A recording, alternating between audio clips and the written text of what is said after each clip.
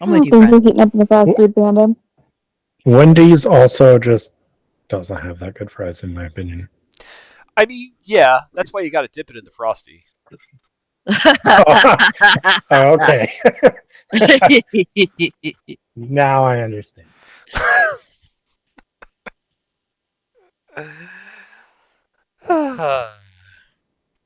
Well, I am go on. Sorry. I'm just now door dashing food because Oh I yeah. I needed to power down because I wanted to light everyone on fire. So I came home, watered my plants, and I was like, "You're going to bed because you're too cranky." Reboots are necessary. Yeah. Oh, I worked till like 7:15, and the last half hour of it was like fighting with the project manager who thinks that every accounting system we have is out to get him because his projects are underperforming. Yeah. And it couldn't possibly be because he's not a great project manager. Is this the Ooh. same guy? Every What the three fuck? months. How is he still there? Every 3 months we go because nobody can get a fucking hold of Just, just, Jesus. just be blunt and say, "Dude, you suck at your job." him. Yeah. Sucks That's to what I suck, said. bro. Oh, if only It's I it's could. one of those moments. It's one of those moments where you're just like, well, then you do it yourself if you think you know what to do. You bitch. I'd love to. I really would. But it's I me and said, bitch. Fran. Like my boss is also on that call, and she's like afterwards we always talk. And we're like, what the fuck is wrong with this guy? Maybe he's lonely. I don't know. He's something. I don't know how we get back to being lonely and acting like a idiot. Because if he's an idiot, people will have to spend time with him because he can't get them to Oh, spend time with him on his own. oh, okay, that makes more sense now. Suffice it to say, I miss lockdown. Don't we all?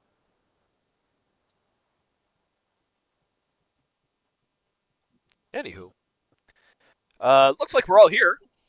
Woo.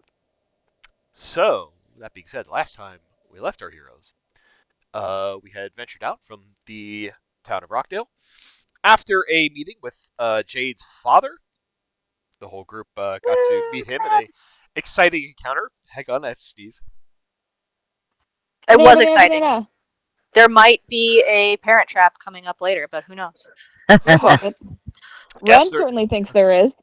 I Bless mean, you. Thank you. Very bless you. well could be a parent trap coming up. Anywho, uh, so we met Jade's dad. We had some conversations amongst each other, and then we went out to hunt some gnolls.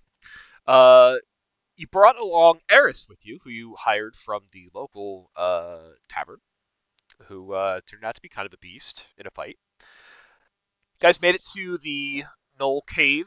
Were able to lure some of the sentries away from the opening to give yourself a little bit of advantage trying to go into the cave.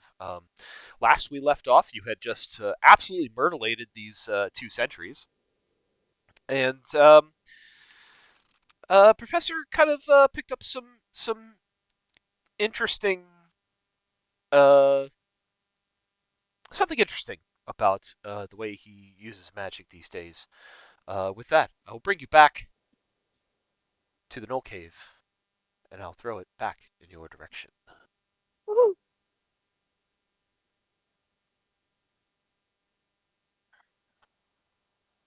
That wasn't too terrible. Yeah? Hmm, seems to be okay. Hey, team. Teamwork. Are we going to go into the cave then? Seems Oh, like a plan. oh, I think I see another one. I Do we hide? definitely see one. Should we hide? Or do we go in? I want to sit on Um, this tree. is Naruko going in? Oh, oh no. Yep, I think so. Naruto has moved herself kind of like up against the wall of the cliff here, and she's kind of just like sidling herself slowly forward, trying to sort of sneakily get a bead and see if her theory that there's like any sort of traps at the entrance is correct.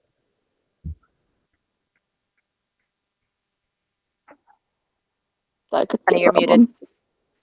Why don't you give me a perception check? I can do these things. Let's see if the roll 20 sheet is going to work tonight.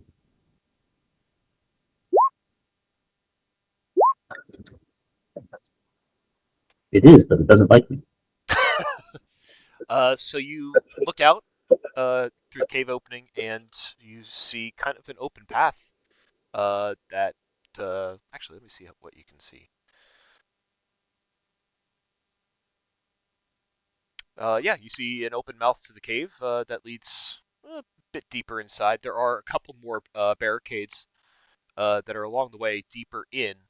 But so far from your vantage point, what you see is basically just kind of like the opening that leads you in a little bit deeper.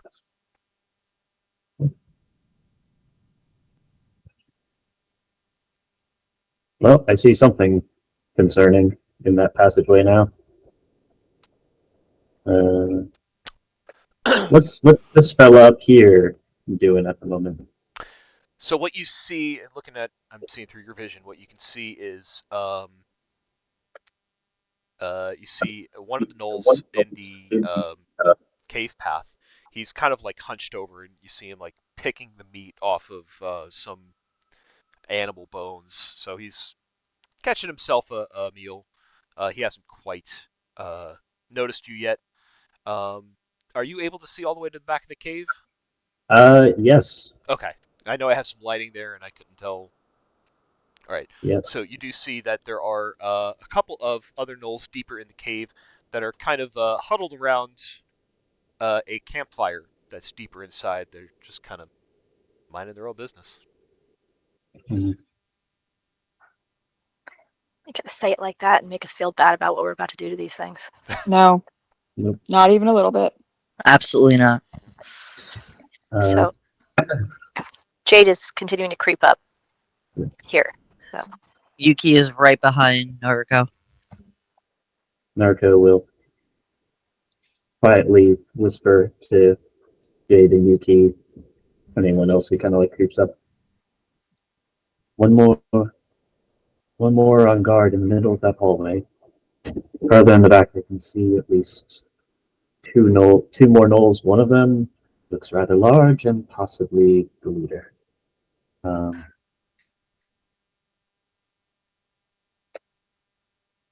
all I can. Well, should we try to get into the cave before we do anything, or should we try to hit them from here? I can see all the way in. Joe, the ones by the entrance, they have like longbows up and ready next to them. Mhm. What sort of armaments are the ones in here carrying? They seem So mostly for melee. the one that you see that is in the cave path um, has a spear. Um, is wearing hide armor, has a shield, is equipped with a spear, also equipped with a longbow as well. The ones further in, the one uh, kind of midway that is closest to the campfire has a is equipped with a studded leather armor and a short sword. The one in the back on the rug has wearing some kind of like chain shirt, has a glaive and a longbow.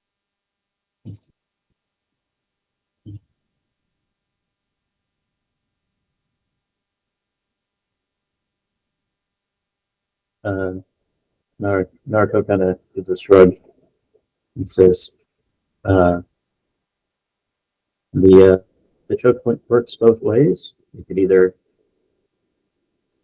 try and rush our way through, or we can pepper them at range, and they either come to us or have to take up defenses farther inside. I don't have anything particular clever I could do for that just yet. I don't really have anything too clever that I can do either. But I can slow some of them down if there's a couple of them together. Otherwise, she's going to look to everybody else. What do you all think? Would it be better to stay out here where we have more room and try to hit him from down the hallway? Well, I guess it's not a hallway because it's an old building, but it's a cave hallway, entrance, cave, tunnels of the caves.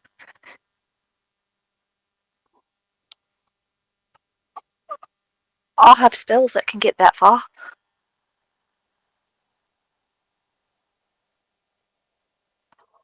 I have some magic too, but I am uncertain how effective it will be. Maybe we creep in then and try to get closer before we're taken by surprise. I'll see some more traps down the way, like these little spikes on, little spike sticks on a table. It's tilted over or something. We can try to get to that point. It'd be worth a try.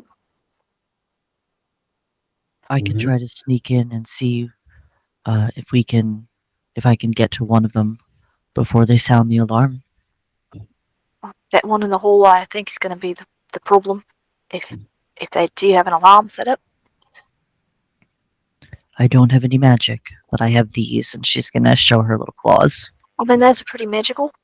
Because, you know, they're deadly. They're even actually magical now, thanks to the enchantment. Oh, I got that written down. Don't you worry.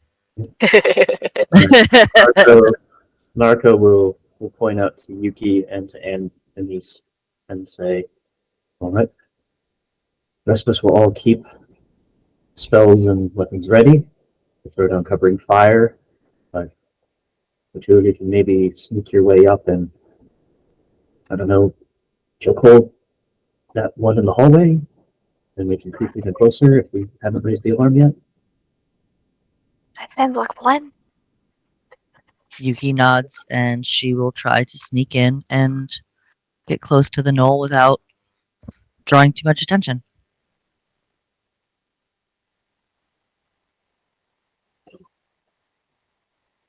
I don't know.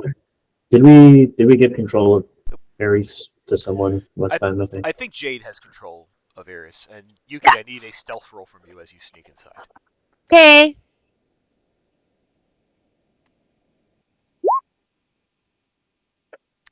Do not appear to be noticed yet.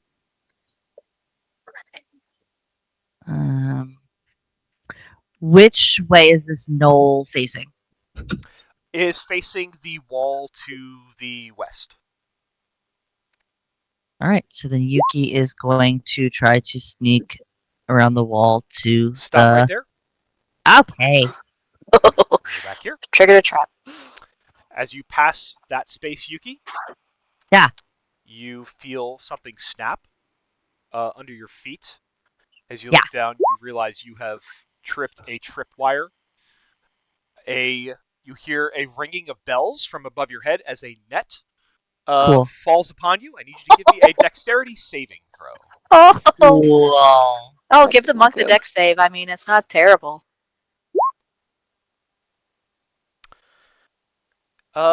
Yuki, you are not able to escape the net. It falls on you. God damn it. No! You are tangled in the net, No, our monk! and you are prone. Ah, Beautiful. Great. this gnoll encounter for you, Yuki, has been just awful from the get-go. Right? It was just the gnolls at the beginning and the gnolls now. Like, fuck. God. You fuckers. It's okay. Fucking, You're still a badass. You are. fucking It's not you. sacrificial fucking monk over here. Jesus Okay, God. I got you. I got I you. know. So I will say, being trapped under the net, you are currently prone. You are also restrained. Uh, No. Great. you will have the option on your turn to make a strength check to free yourself, or you can also attack the net to get out of it. Okay. So I'll let you know that right off the bat. Cool. However, I don't like however. little bells tingled up in the ceiling of the cave, catching the attention of the gnolls. They turn their heads and they view you, and they curl their teeth back with a snarl as they do their laughing, yipping, noticing that someone has invaded on their space, and we're in initiative. Yuki hisses back because fuck you. I may be trapped, but I'm still gonna be as vicious as I can. From prone. I think they know we are here. Yeah, the bells probably did that. Okay, I Fuck, need to get some Ada. different digital dice. Here are some bad dice. Bad dice. I forgot to click my token. I am a whopping 7. Woo!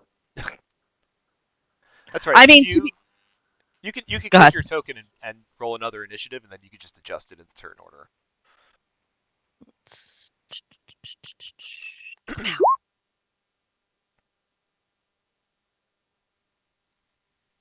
So now, if you look at your order in the turn order, you can adjust the number that's in the little window if you click on it. Oh, that's exciting. I've never done that before. Woo! Learning new things. Learning. Hopefully, I won't die. We're coming. We like to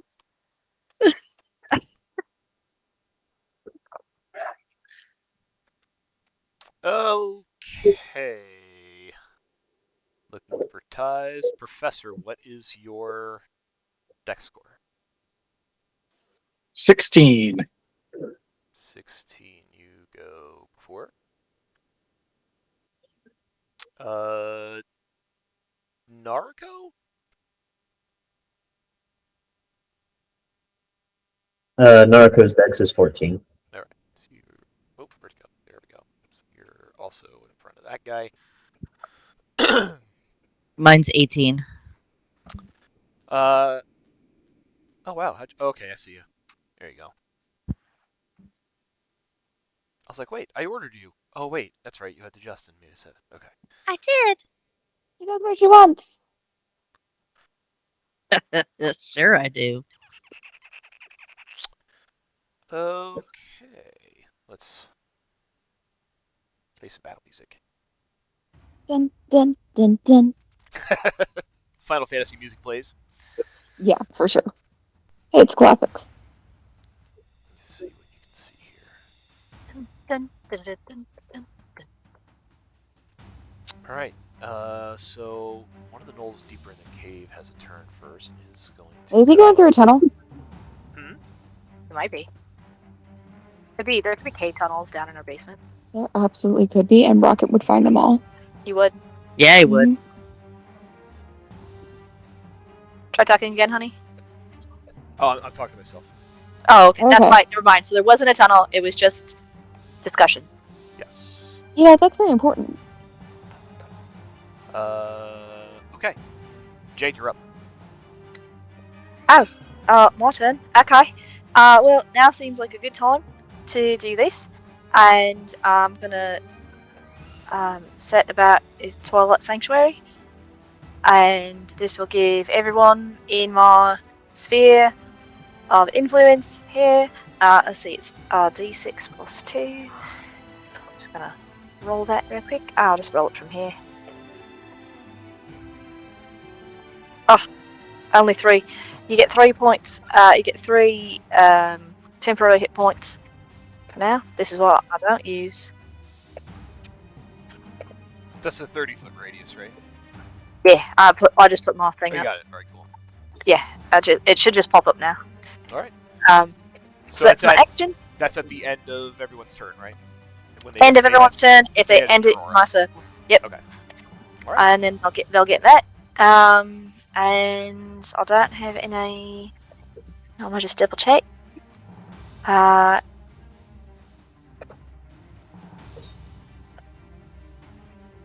It's my turn. Okay, that's everything. All right. Eris is up. Eris is going to be the barbarian that she is and run in 5, 10, 15, 20, 25. What's her speed? Should be on the stat block. It's 30 feet. So Yuki is in the spot that she would need to. She can't go that far, but Eris has a javelin, and she's going to use it and throw it at this dude. Who are you throwing it at? I'm sorry, I missed. This first gnoll that's right here in this tunnel, the green one. Green one. Gotcha. So she's gonna javelin him. Let's see if that works. Oh, that's a nat 20 for Eris. Yeah, it sure is. Yeah, girl. Cool. So, double the damage dice and add the modifier. All right. Oh, don't forget that the Bugbear's ambush thing also adds some dice on there, and that will also be doubled. Oh, what's her? Oh, yeah, surprise attack. If she surprises a creature, it's another 2d6. Well, the creature's not surprised. Oh, okay. That she only has a surprise attack. It's not an ambush that she's got. So just the two. So it's 2d6 plus 2.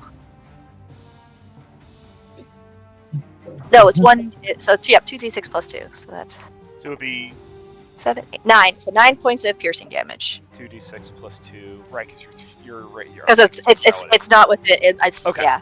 Yeah. Piercing damage, 5 damage. So Yeah, 2d6 plus 2.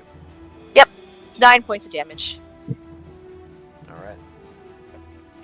I think with that 10 feet of movement you have left, you can probably get to the other side of Yuki. Keep her a little block. 5, 10, 15, 20. Oh! I could have gotten there. I miscounted my thing. 10, 15, 20, 20. Yeah, you're right. I could You be right here. Just step over me. It's fine. Yeah. She will. She's going to step over you and take a stance over you to protect you from what's about to come. So and that is her turn. All right. Big Gnoll sitting on the carpet in the back is going to go. What is he going to do? Oh, can't see a health bar in there. Sorry. Boop. There we go. Sorry about that. So he is going to. What's he got? Get up.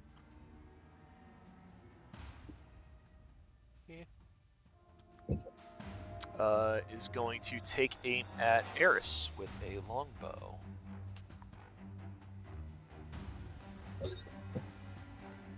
And it's going to be taking 2 shots. The first is a 22 to hit Eris.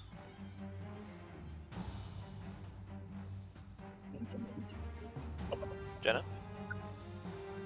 Oh, sorry, I didn't realize I was muted. Yes, that hits. It's going to be first. It's going to be 8 points of piercing. Okay. Oh, it's on there. I didn't turn on the blue bar. Turn on the blue bar. Second shot with the longbow is a 13 to hit. Yes. What was that? That misses. All right. Take the 3 points off of the temp. Oh, it didn't do it. Hang on. And then 5 off the. Yeah. 5 off the main. I'll fix it. Remaining movement is going to kind of skirt away. Reverie. Do I get the temp HP at the start of my turn? At the end. And At the end. Okay, thank you.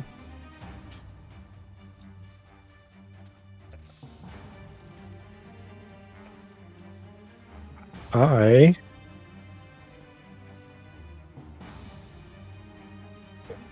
don't want to waste spells on a single dude. So I'm going to move up to here, and that is all I'm going to do. Okay. Professor.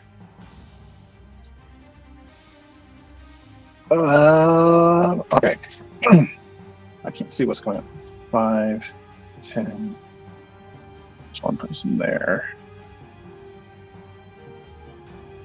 15, 20, 25, 30. And I would like to Give the help action to Yuki on getting out of her binding. Very nice. Much appreciated. Sweet. That'll be it. All right. This. So there's this guy.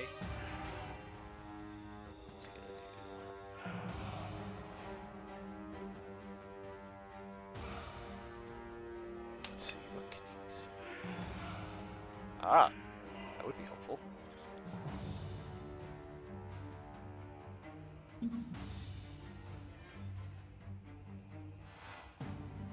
All right. 5, 10, 15, 20.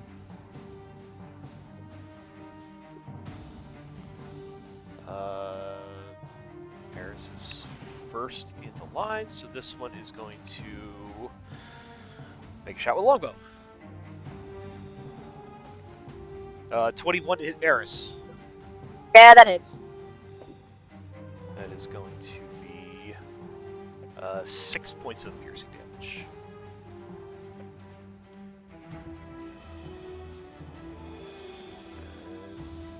Back out. Yuki, you are prone, you are restrained, you are under a net. This Things dog are- cat Things are going great. is going so good. It's fine. You have All the help this is action fine. to try to escape. I do. I would like to do that. Then that would be a strength check, so athletics with advantage. Athletics. Okay, not a saving throw, just a check. Correct. It would be an athletics check with advantage. Okay, gotcha. B. This would be your turn. Oh god. Me? Professor takes an action to do guidance. Hey, question. Yeah, I have inspiration. Can I use that? sure. Beautiful. Will that let me roll We'll let you roll twice again? one more time. One more time. Motherfucker. It's okay. You only need one good one. You just need one good one. That's right. Come on, baby. Couldn't be acrobatics. It's gotta be Right? athletics. Right. Yeah. Fuck. Hey! Hey! There you go. With your action, you were able to free yourself from the net. You are no longer restrained. Beautiful. Am I still prone? You are still prone, so you can use half your action to stand. Okay. Or I'm sorry, half Half your your I'm sorry, half your movement to stand. Okay. That's fine. So I'll use half my movement to stand. Actually, wait. Mobile gives you something, doesn't it? Check the mobile feed. I forget if that Hang. does something for you to get up from prone. Un momento, por favor. It does not. Doesn't? No. I'm thinking of something else then, aren't I? Difficult terrain. Oh, different. Difficult terrain doesn't cost me extra movement. Okay. It doesn't say anything about being prone. Okay, yeah. So half your movement to stand up, but you still have like 100 feet to move or whatever. So. Right.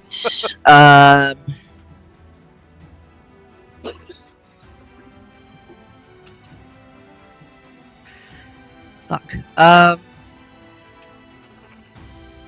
I think I'm gonna.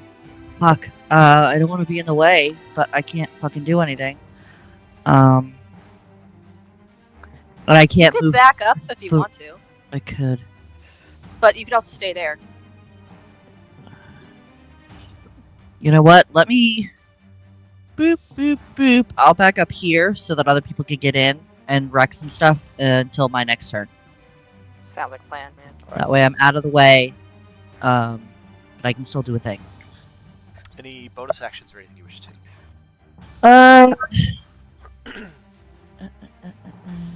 Things here. Mm.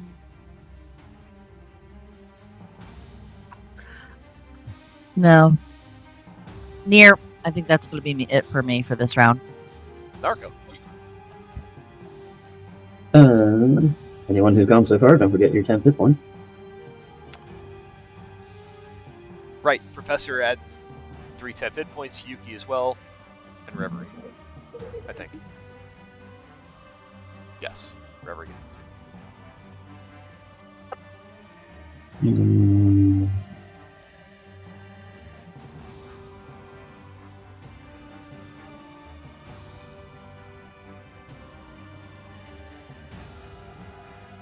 Let's see here.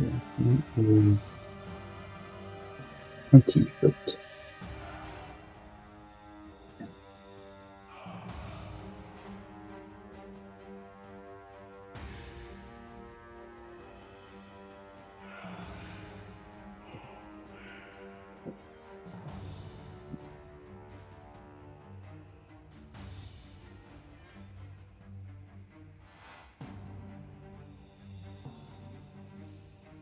Nariko is going to pull out that little sort of golden snitch automaton that she has in her pack. She's going to send it flying out in here down the hallway, at which point, when it reaches its designated spot, gonna almost sort of like burst with a little holographic light that shatters everywhere, and I'm going to cast Fairy Fire. Nice. So that is a DC of 15 dex save. Let's see how they do. That's a fail.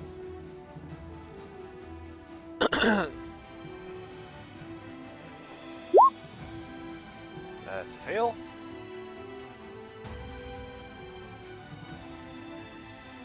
That's a fail. All three fail. Cool, I didn't even know about the third one. Yep. You'll love to see it.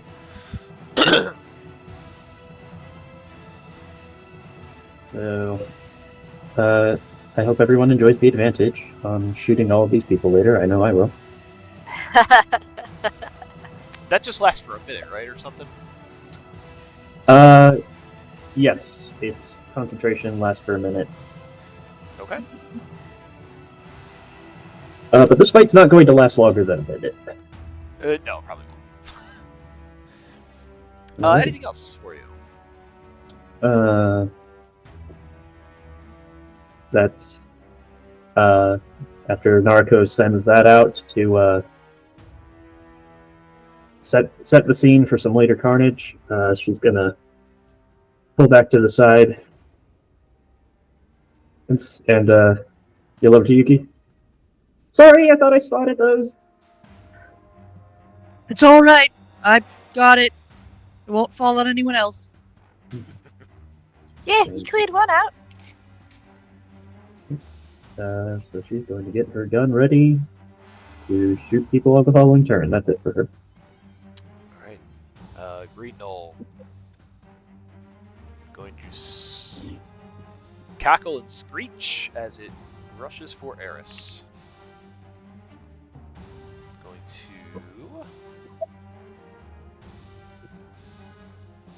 to try to stab him with a spear.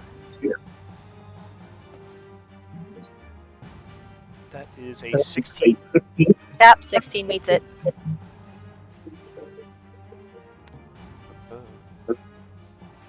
Has a shield, so this is one-handed.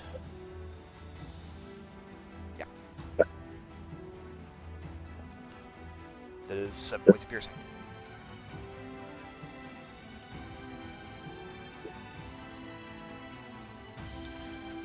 And we're up to red.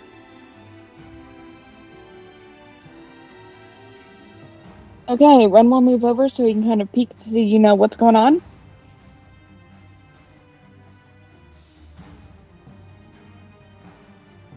Yeah, I don't know how I'm gonna get a good shot in here.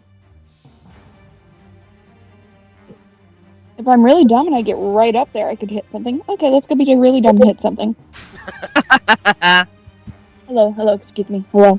Yep, that is a gnoll. Let's try some Thorn Whip. Thorn Whip. Ain't gonna hit. Thorn Whip does not make it. Okay, end turn. I'm getting my real dice. This one here.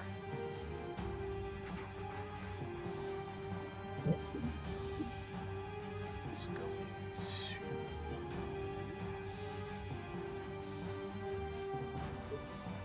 move here and end its turn. This one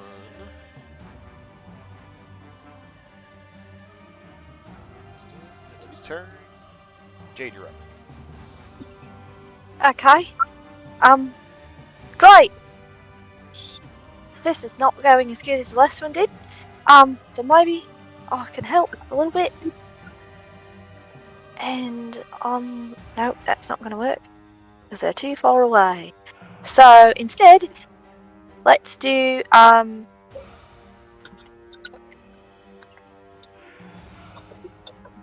scooch up a little bit closer here. Make sure everyone's in my protective bubble. And we're gonna, toll the dead on, the green one. Toll the dead on green. Which is now called calling home. Now that everyone knows what that means. Love it. Your DC is 15. This is wisdom. DC 15, wisdom saving throw. Nope, not gonna do it. Alright.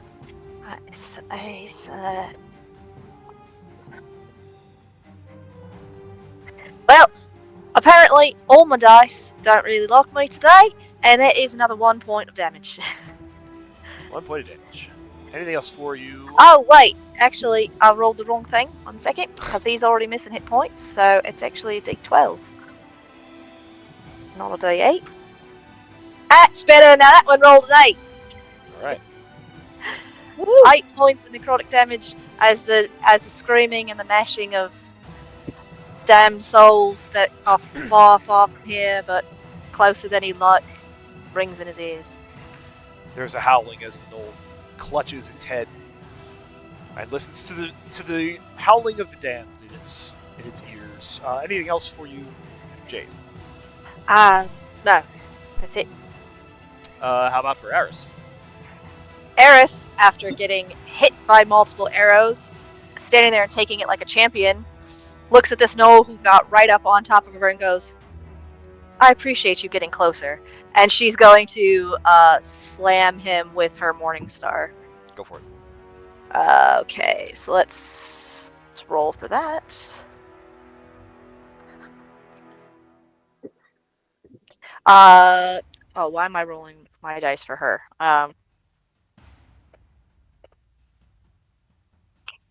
Dirty 20. That's gonna hit. Cool. That's 2d8 plus 2. 11 points of damage on that one. And melee weapon deals 1 extra die of its damage when I hit with it, so another d8. No, it's already included in the Oh, is it already included?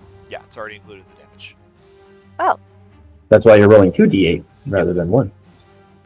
If you look at the brute stat, it says included in the attack.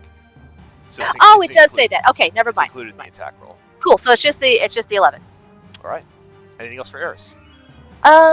She doesn't have any bonus actions that are worth it, so nay. All right. Big Daddy Gnoll. I guess I'll move up a little bit. A couple steps out. Are you moving? I moved her just like right there, up against him, so that to give everybody else a little bit more room and some view.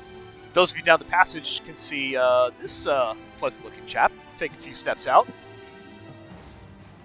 He takes care of himself. He has braids. This one is going to again. Get Eris' 10 hit points back. Oh, yep. Woo! Thank you. Okay, so Big Daddy Gnoll steps out and is going to level the longbow again at Eris and take a couple more shots. The first is a 16 to hit. 16 hits. It's going to be 4 points of piercing. Okay. Pierce. Second longbow shot. Wah, that one. Yay! He hits himself. Misses with the second shot. You see rage building in its face, and it howls out in rage. You see the green gnoll that's in front of Eris kind of like perks its head up and picks up its spear and takes a stab at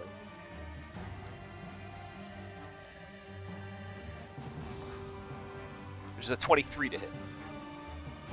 Oh, that is. So that is going to be 5 points of piercing. Right. And then I'm gonna boop, boop, boop. Yeah. And then we're up to Reverie. Reverie's going to magic missile green Nice. for 12 points of force. 3 missiles shoot out. This gnoll hit it in all sorts of spots, and it is enough to take it down. Nice. That is my turn. Dead puppy. Professor. We're cat people here. Okay. Professor's gonna come up here, and he's gonna send Jeffrey in a little bit further just to check to see if there are any traps just in this immediate like sort of area, like a little choke point. So are you having to make a perception check? Are you going to make him walk? Are you going to make him fly? He's gonna fly up and perception check to see if he can notice anything in this area, see if it's safe for us to walk ahead. All right, have Jeffrey give me a perception check. Perception is wisdom.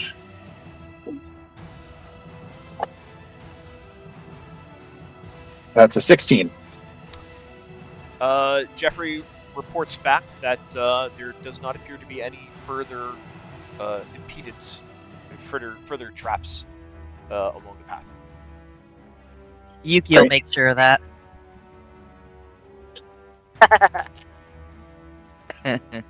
He is going to kind of come back to the professor's side, and Professor will send a firebolt at Blue up here. All right, go ahead. And Is that guy lit up? He is not. Is not. Okay. Professor, please roll me a d4.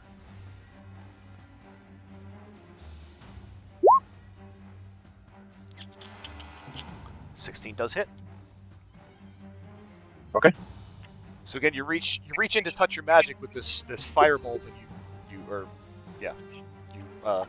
shoot out at this gnoll, and again you feel that kind of like twinge in your head that almost tries to knock your aim off, but you are still able to connect.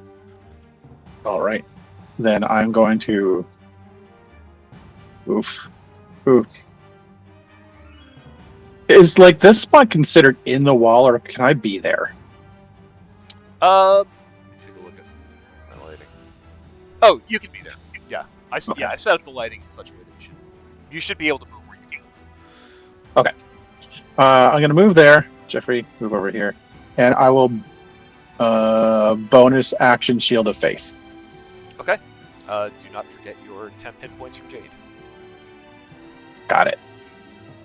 Let me update this so that way it says 20.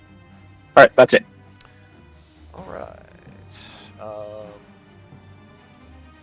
This gnoll who is lit up takes a couple steps out. Alright.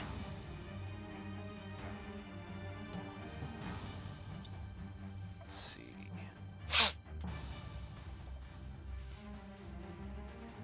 What can we see?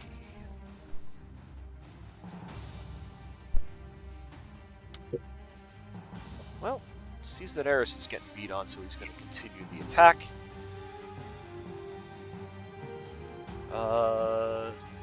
Another longbow coming at Eris. She's just getting riddled with arrows. Yep. 17 to hit Eris. Oh, that hits. That is 3 points of piercing.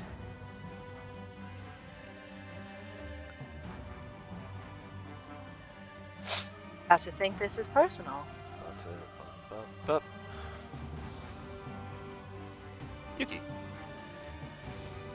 Oh, right. Oh, wait, I have to sneeze. I think we're okay for now.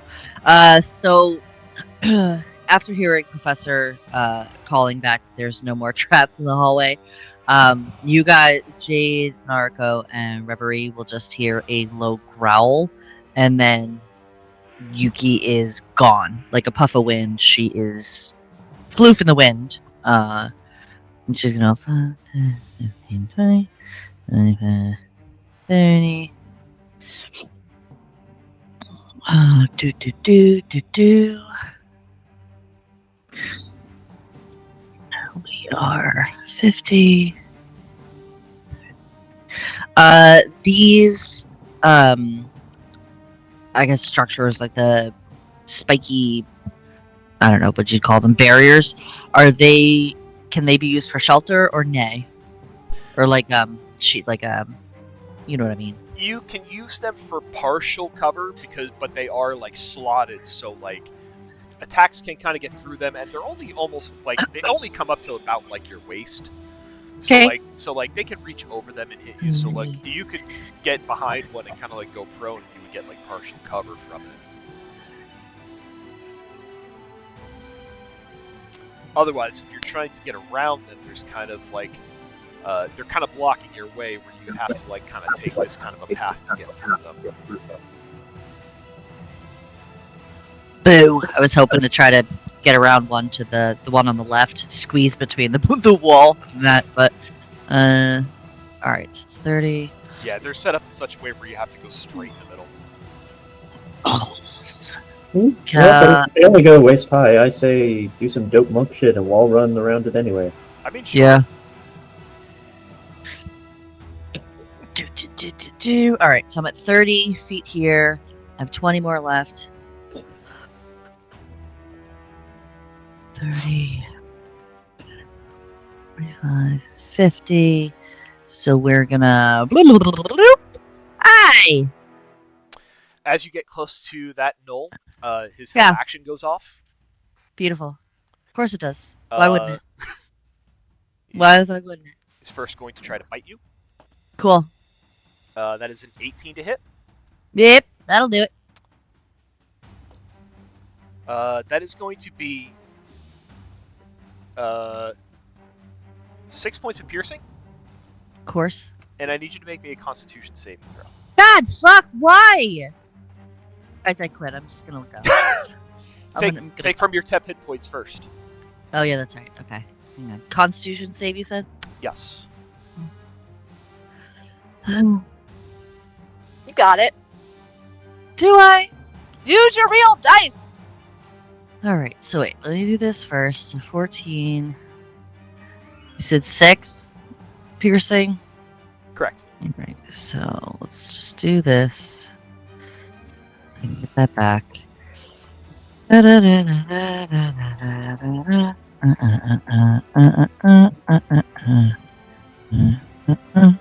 Okay. How are you gonna wreck me now? So that was the first attack. It's now going Beautiful. to make 2 short sword attacks against you. Cool. It's another 18 to hit. Yeah. Another 6 points of piercing. Cool. Last short sword. 11 to hit. Cool, I'm down. No, Oh wait, no, 11 to hit. No, 11 to hit. no, it doesn't. 11 does not. All right. His action's done. You may proceed. God, fuck. Alright, so we're big mad. I will note this gnoll is lit up. You do have advantage on each attack against it. Alright, we're gonna real dice it up. We'll see how well this goes. Alright, so we are going to murder mitts.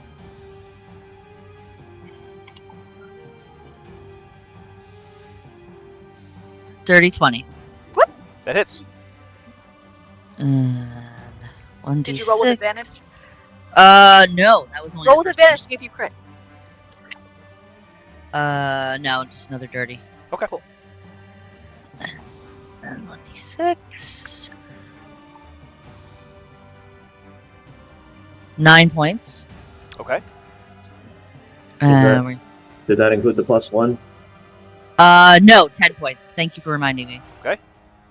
I'm trying to big kit it out and use regular dice, so this is a lot of math for me. We're gonna do that again. Okay. That one will not hit. What was it? Advantage. That was a 2. Okay. All right. That's a safe assumption. And that's a 13. That's a 19. 19 hits. Okay. Thank you. Advantage. And that is 6, 7, 8, 9, 10, 11 more points. Nice. All right. Then we are gonna mobile the fuck out of here. Okay. We can't go super far, unfortunately. But we're gonna Use your racial feline agility. You can get double movement. double your speed until the end of turn. Fucking beautiful. I'll use that again. I'll use that. I've got one of those, so we'll use that. Thank you. So we're gonna boop boop boop boop boop. And I don't want to be in the way. Well, you guys can move through my space, right? Yeah. Yep. You know what? Boop, boop. We're hurting a lot, so we're gonna go back here. All right. That's me. All right. Narco. Narco will move up here. Can't get a beat on anyone. The two frontliners are kind of beat up anyway, so we will move to here. Oh, look at all these people who need to die. All the people who just lined up for death today. Let's see. This guy is lit up, and he is hurting, so let's see if we can't take him off of the board.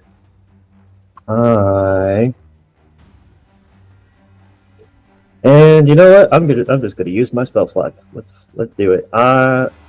Narco is going to take out one of the experimental bullets from her pouch, charge it with some arcane energy, and she is going to fire off a chaos bolt from her rifle right into. Yes. Please do so with advantage. Yuki, don't forget your 3 temp hit points at the end of your turn. Thank you. I am gonna and D&D Beyond. D&D Beyond says, Yeah. okay. Maybe. No. Okay. Fine.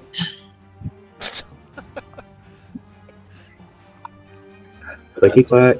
Where are you? Like sometimes it does roll anyway, but if it takes longer than it takes me to actually roll my own dice, then I will. Okay, fuck you. That's a 20. Yeah, 20 will do it. Okay, so that is 4d8 and 2d6. Oh my god. I need more clicks and clacks. Here we go. Click, clack, mac, rocks. Okay, so I'm gonna use the first two to figure out the damage. So it's a 5 and an 8. I think I will go with lightning damage this time. All right. So that is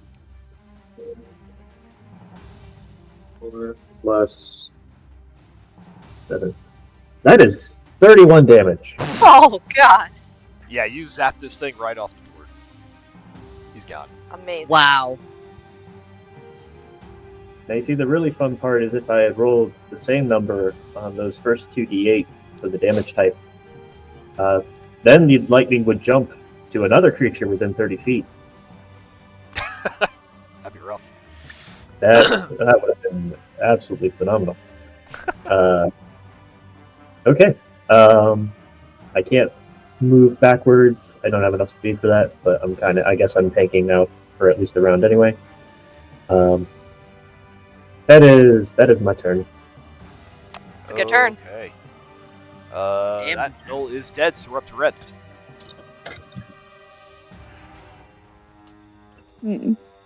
It seems everyone is up here now. I suppose that is good.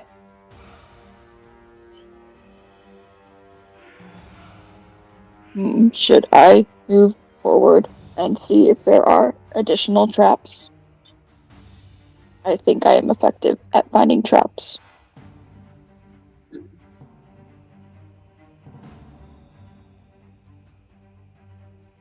I mind if you're up to it. Probably not a bad idea. Okay, I'm going to aim at the Fleshnar from here. I'm rolling real dice! I'm rolling real dice! Where the fuck are my real dice? I'm not doing this again!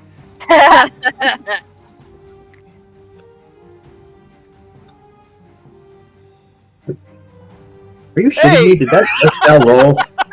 Hey, where's the chaos trap? Well, glad I used my actual dice because holy shit, was that a terrible use Yeah. of Right? personal slot. Good lord. Sometimes the DMD Beyond is cursed. Does a 16 hit? 16 does hit. Woo! Finally!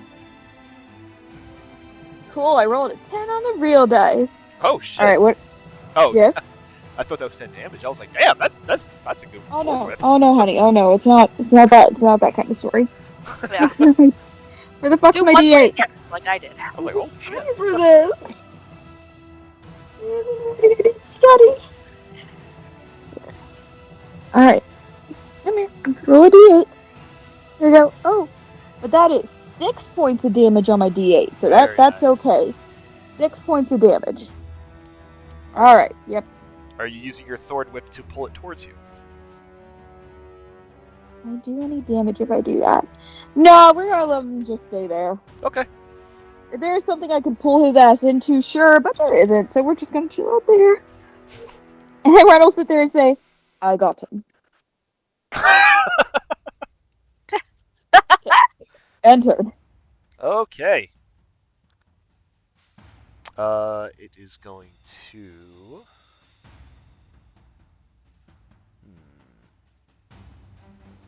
Start to get picked off. Can't do much from distance. I think it's gonna rush you, Red.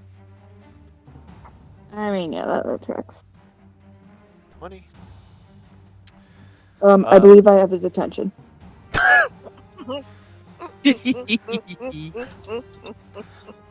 You had my curiosity. Now you have my attention. It's gonna try to bite you. 18 to hit with the bite. Ah, fuck, that just hits my armor class. That is 6 points of piercing. And I need you to make me a Constitution saving throw, please. I do Oh, not no. believe you have had your shots. Definitely hasn't flossed. No, definitely Oh. hasn't lost. Fuck! I should have Oh. kept reusing the real dice! Oh no! Oh. What does this mean? I don't know, we're gonna find out. Am I gonna turn into a gnoll? Please let Red turn into a gnoll. I want to see what a Death Centaur gnoll looks like. Both you and Yuki didn't roll above a 10, and we didn't find out yet. Awesome.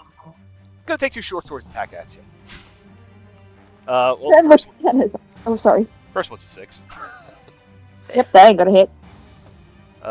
Second one is gonna hit. That's a 22. Yeah, that was gonna hit. That is 3 points of piercing. Comrades, I believe I have gained his focus.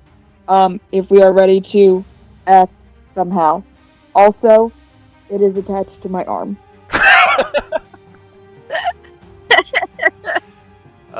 It's after that guy. That one is dead, so we're back to Jade. Okay. Well, yeah. 5, 10, 15, 20, 25, 30. No, I can't make it to him, so I'm gonna get right here. And, I can't do the thing that I was planning to do, but I can do this. And Where I am, I'm also going to cast Starburst, and I'm gonna aim for the one that was shouting earlier, the Pack Lord. Okay. And that is a. Let's say if this hits, it's just dice. Just roll my. Is he lit up too? Yes. Yes. Okay, so it's advantage to hit with it. So 22. 22 to hit. 22 hits. Great. And this is also a chaos bolt. So All it's 4d6 You mean guiding bolt? guiding bolt, yeah. 1, 2.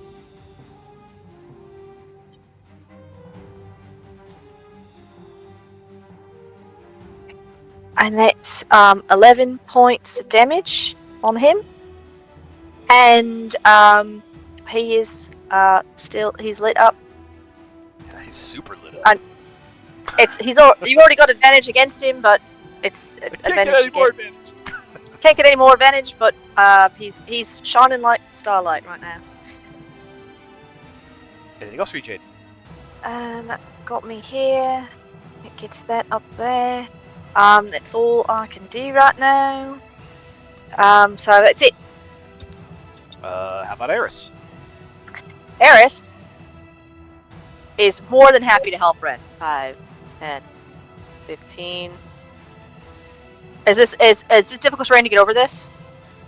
What are you trying to get over? I'm trying to there get you over this little thing. If you want to hop over it, it would. I'd give you athletics or acrobatics check to do so. Okay. Let's see if she can get over that. That's her athletics.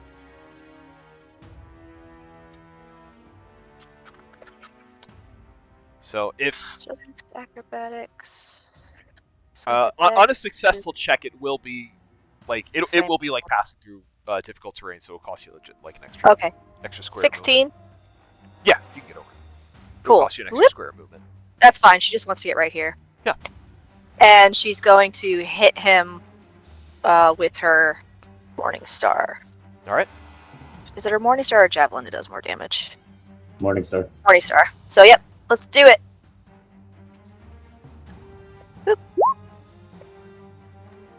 Damn. 12 will miss. Yeah. Okay. She's just going to harry this dude to try and get him off of Ren. All right. Give Eris her 3 temp hit points back if it's the end of her turn. And Packlord's going to go. No. Let's see. Gonna step out. 2 tasty targets.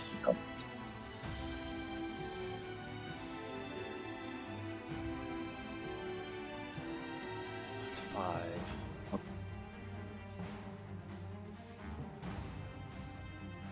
10. 15. Oh, wrong guy. 5,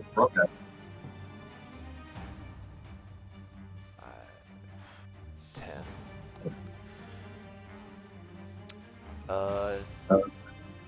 This Pack Lord cackles at all of you and gives a wide, grinning look to Ren, and is going to flip out its glaive and take an attack on Eris with it. That tracks. 15 to hit Eris. Miss. 21 to hit Eris. Hit.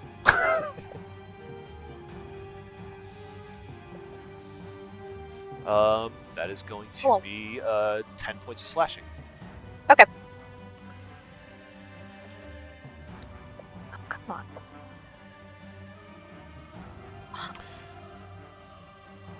You see it points a long, crooked finger as it slings its glaive over its shoulder, points a long crooked finger at Wren, and in a very throaty, very broken comment, it says to you, "You'll join us."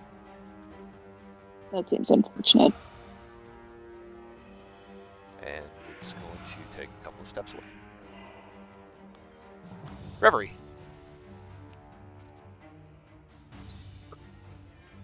Reverie is going to move up.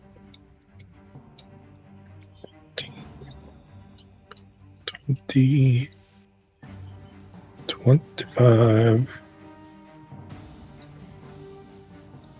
Go in the. Sure. I'm going to ice knife the gnoll pack lord. Nice. Is it still fairy fired? It is. Thank you.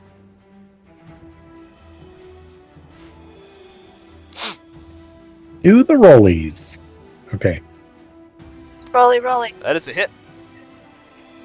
That is also a hit. 2 Oh! piercing, and both of them need to make a DC 15 dex save.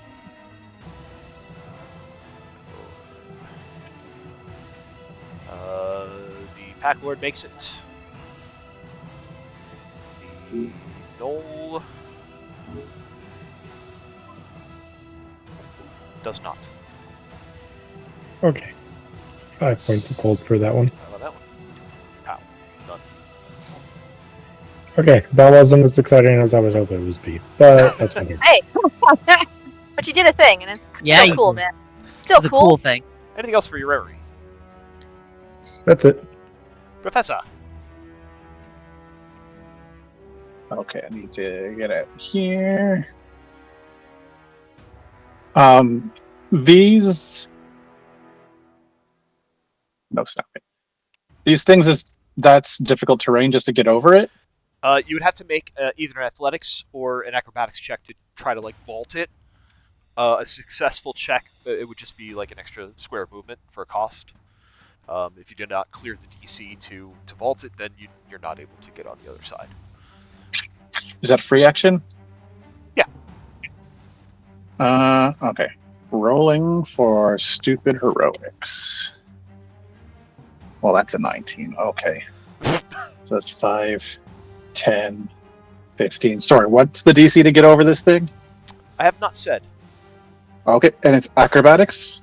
Acrobatics or athletics, either one. Acrobatics it is. 17. You're good. Yeah, you can vault over. 20.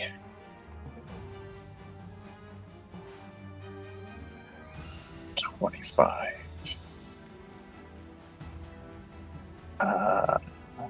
Okay.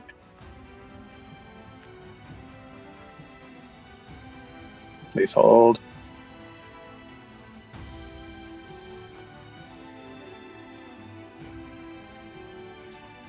He kind of jumps up over here, having heard what it said to Wren, and he's like, "Please don't kill me! Please don't kill me! Please don't kill me!" He jumps over here, and he just yells defiantly, "He will join no one!"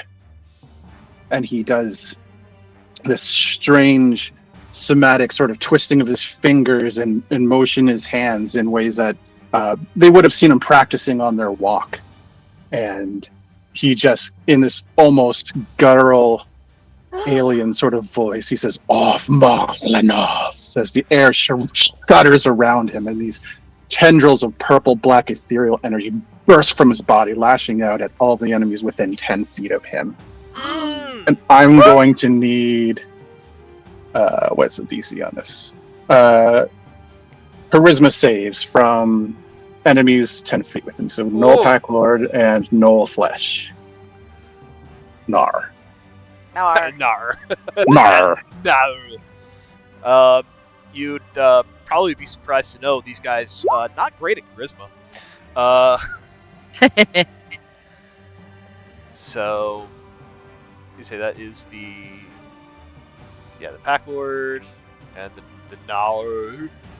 No. The Gnoll. Arrow. Your DC is what? 14. 14. That's a fail. And that's a fail. Oh, Sweet. buddy. And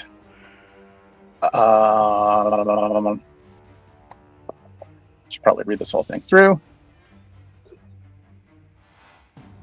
On a failed save, they get the cold damage and they gain 1 level of exhaustion. Oh, Hell yeah! shit. And oh wait, that's the wrong pointer. What's good for exhaustion? How about a broken skull? I love when the professor bitch slaps people. What the Yeah, fuck? right?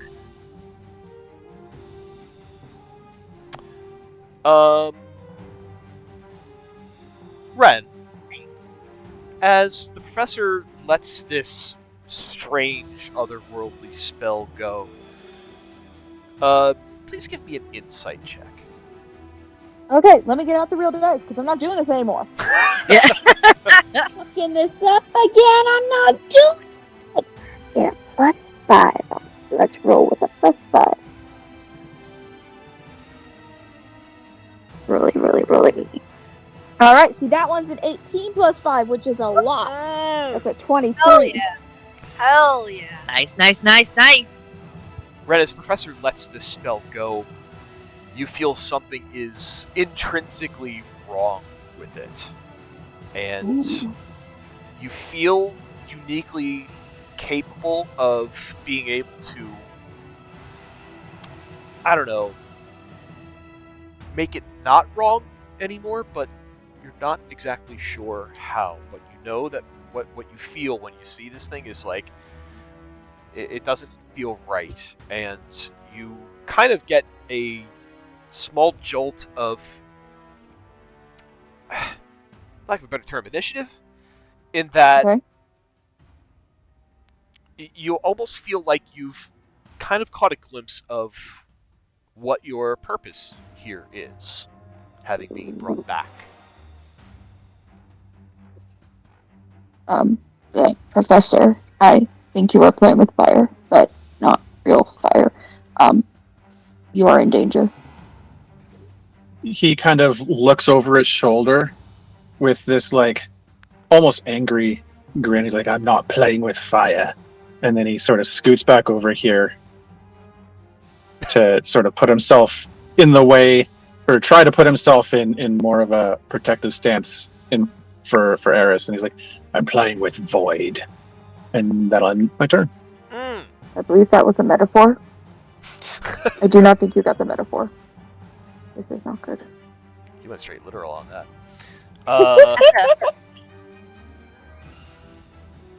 Noel's gonna go.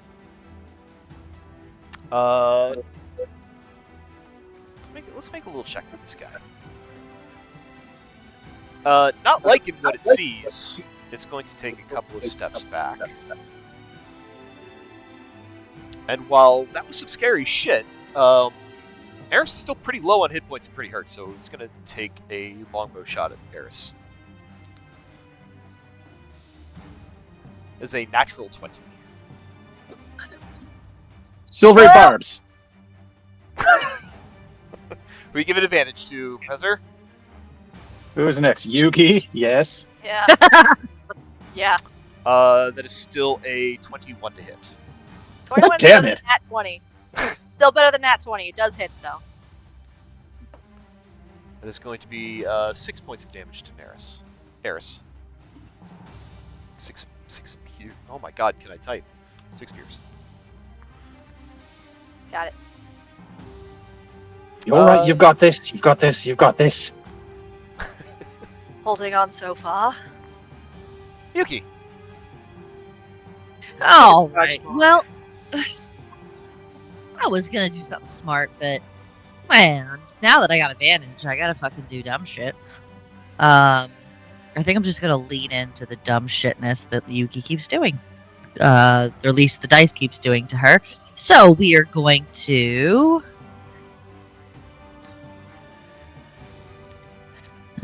Can I go to the No.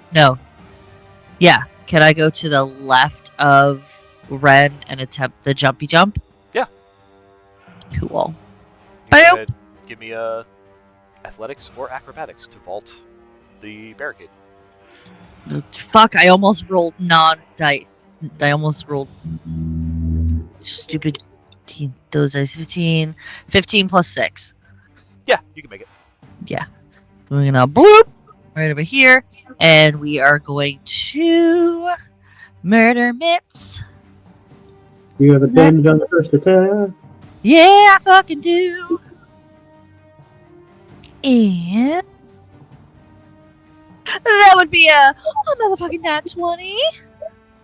Woohoo! Yeah, you did it. Double damage. Hell, Yeah. Double damage dice. Give with and add your modifier. double damage dice coming right the fuck up. Da-da-da-da-da-da. And don't forget your +1. Alright, so that's modifier is 4. So that's 10, 11 for one, and 8 for the other. 11. Wait, what? 11 points of damage because it's 6 plus 4 is my modifier. Okay. And then the other one is a 4 plus 4 modifier, so another 8 points of damage. You'll get the modifier once. Oh, that's right. Okay, then 4. So it's 15. 15. So 15. Takes a hard wallop. Still up.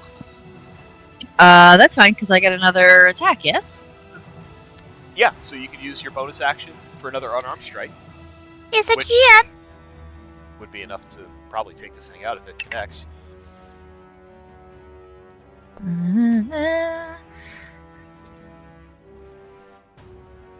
That's 8. 15? Meets it, beats it. Whoa! Hell yeah! Hell yeah! D6 plus 5. That is 5, 6, 7, 8 more points. Goes down. Motherfuck! Alright. And we are going to... What do we do? I think we're just gonna... Boop, boop, boop. Kind of just jump over here a little bit. Because I don't want to jam out the back way. I want to see what's coming, so that will be my turn. Yeah, I think that's all I got. Narco. Narco's gonna move up just a smidge.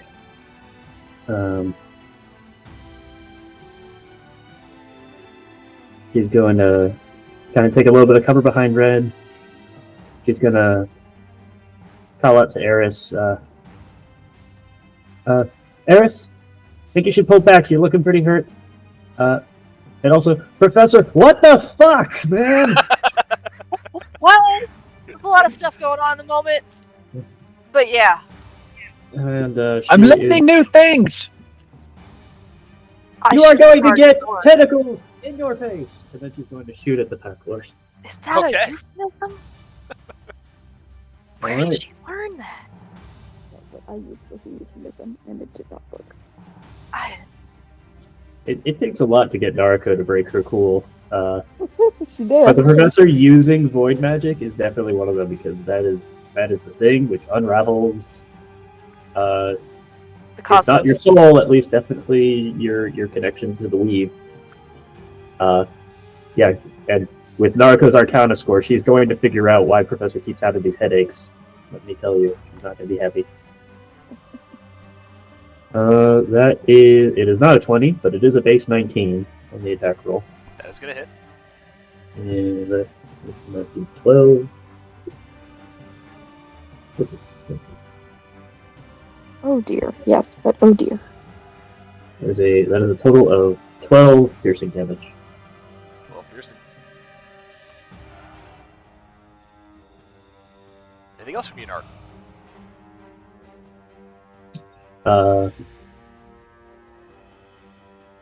Ejects spent shell with feeling.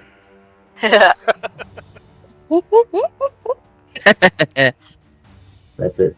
Red. Professor, I believe what Naruko is trying to say is that you are in great danger. Wait one moment. Hold, step, Miss, Evers, perhaps I could be of assistance. You seem to be damaged. And he will cast Cure Wounds on our friend, because she needs it. That's a 7 plus 3, so she gets 10 points back. Oh, thank you. Right. Okay, there we go. Next, the professor, you've made dangerous choices, and you should perhaps reconsider your approach in the near future. I'm Before new there here. is no future. Does he not usually do that? Is that why Nope. we're... Ah, That Great. is unnormal. Usually such things are restrained to his small creature from the void, but that is not the current case, so it is concerning. I have no idea what you're talking about. That is okay. I'll keep that in mind. Yes. Anything else That's from you? all I've got. Alright. Yeah, I'm good. That guy dead. So we are back around to Jade. Okay. Jade is going to... She's going to stay exactly where she is. And she's going to peer around Naruko. And... Do I have them? Yep, I lied. She's going to move a little bit. She's going to scooch around. Not to be... Scooch here next to Wren.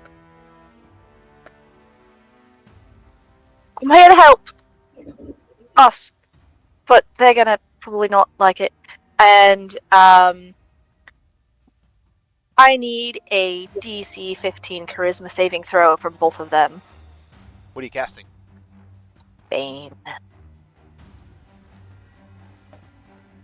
Ooh! Packlord succeeds. Natural 18 on the die. Our Gnoll friend rolls a 15, has a -2 modifier. So he fails. Dang. Well, I got one of them. There we go. Cool. So the starlight that's in her spear coalesces into a small, dark, swirling spot and shoots out at the gnoll there and just clings to him and sinks into his shadow. And he is baned. Alright. Anything else for you, Jade? Nope. Don't have anything else I could do that is useful. Eris. It's my turn. Eris is going to... How far? What is her... 30 feet? She's going to take everybody's advice and just take a bit of a step back here. Because she can hit them from this distance. And she's going to throw her javelin at the Pack Lord. Okay.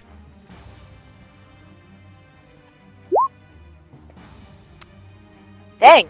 She's feeling the fatigue of battle that she. Yeah. She has advantage. Oh, I She does have advantage. She does have advantage. Yay! Okay, I'm gonna use... Well, use the real dice. Use the real dice or one more time. Let's go. Let's use the real dice. Fuck it. Nat 20 on the real dice. Oh yeah. Double the damage die plus modifier. So 4d6. Two. No. 2d6 because it's not within melee. Hell yeah, though. 9 points of damage. Alright.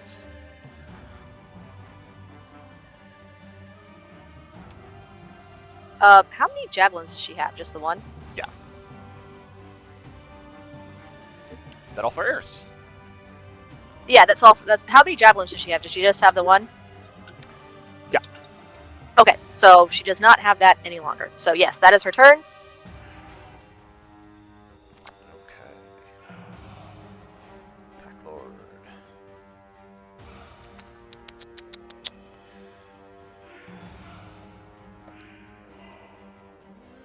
Okay. Gotta use a real dice. Let's see. Our Pack Lord is going to break away a little bit.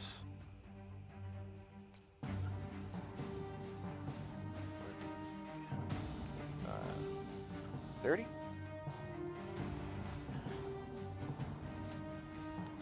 He cackles maniacally as he goes back towards his little campfire. He looks at now Yuki as well and says, "Join us! Join us!" And he's gonna take some shots at Eris. Give Eris her 10 hit points back first, please, if you would.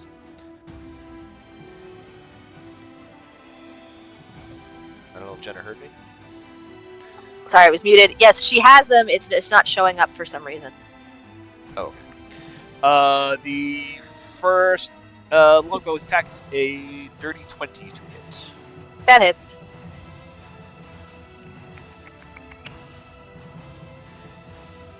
That is going to be 10 points of piercing. Okay.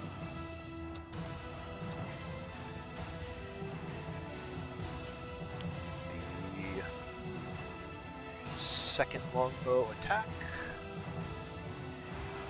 is a 18 to hit. That hits. That is 4 points of piercing.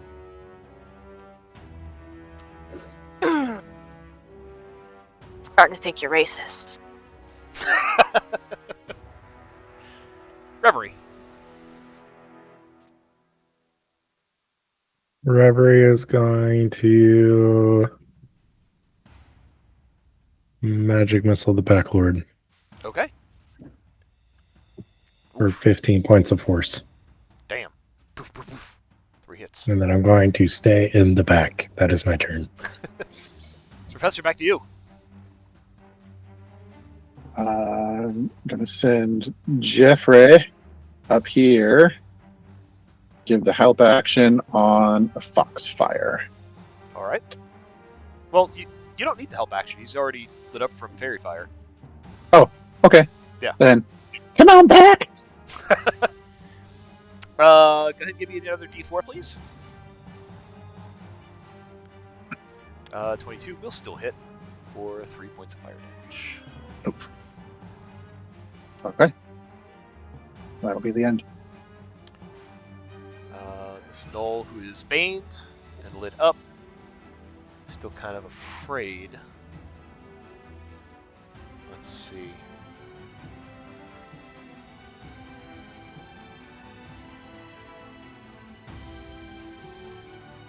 Sees that its master is not doing well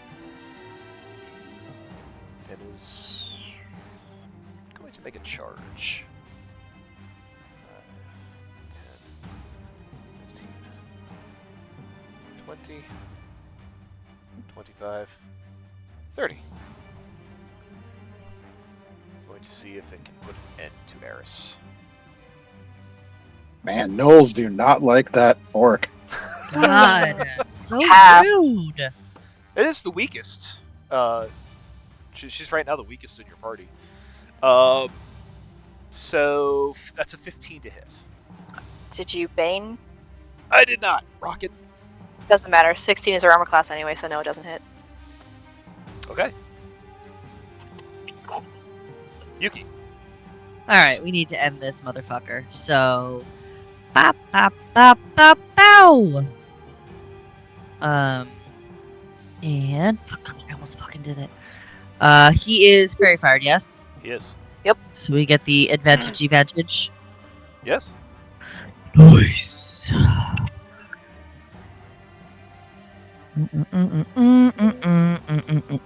Yeah, that's a That's a 4 out of 14, plus 1 is 15, plus my modifier is 21 That hits. to hit. Okay. And that's then the 1d6, which is a 6 plus 4. So that's 10 points. +1. Blow 11. Sorry, 11. Still up. All right, that's fine because we got one more coming for ya. That's a 3. That's not very helpful. That is a 16. 16 hits. Oh god! I saw the 10. I was like, ooh. And that would be. Rocket, And I stop. don't get the modifier. I don't get the modifier on the second damage, right? You do. You do. It's I a new do. attack. Oh, okay. Oh, awesome. So that's for 8. 8 points. +1. 9. 9. Still up. Son of a whore! Alright, what can I do? Do you have a key point to spend to use Flurry of Blows so you can get one last hit in? I do! I haven't used any of my key points yet. Rocket, All what right. are you doing? Get out of here, man. He loves you! Oh my god, he's crawling over everything, just biting everything. He wants to play too. Oh, He does. He knows how intense this is right now. I can be a Nom. gnoll too, Daddy. Nom nom nom nom. Nom, nom, nom, 11. nom, nom, nom. That would be a. baby. That's 11 plus 6. That's 17. hits. Thank God. Okay, and that's only 1d4 plus 4. Yes, because that's a bonus action. It's Nope. whatever your claws use. Oh There's yeah. that. See, I'm Anytime you do an unarmed strike, it's always your claws. Always I'll- your claws.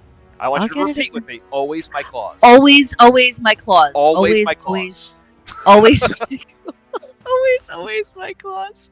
All right, so that's 4, 5, 6, 7. How you want to do this? Oh, yeah. Yeah. Oh, vindication. All right.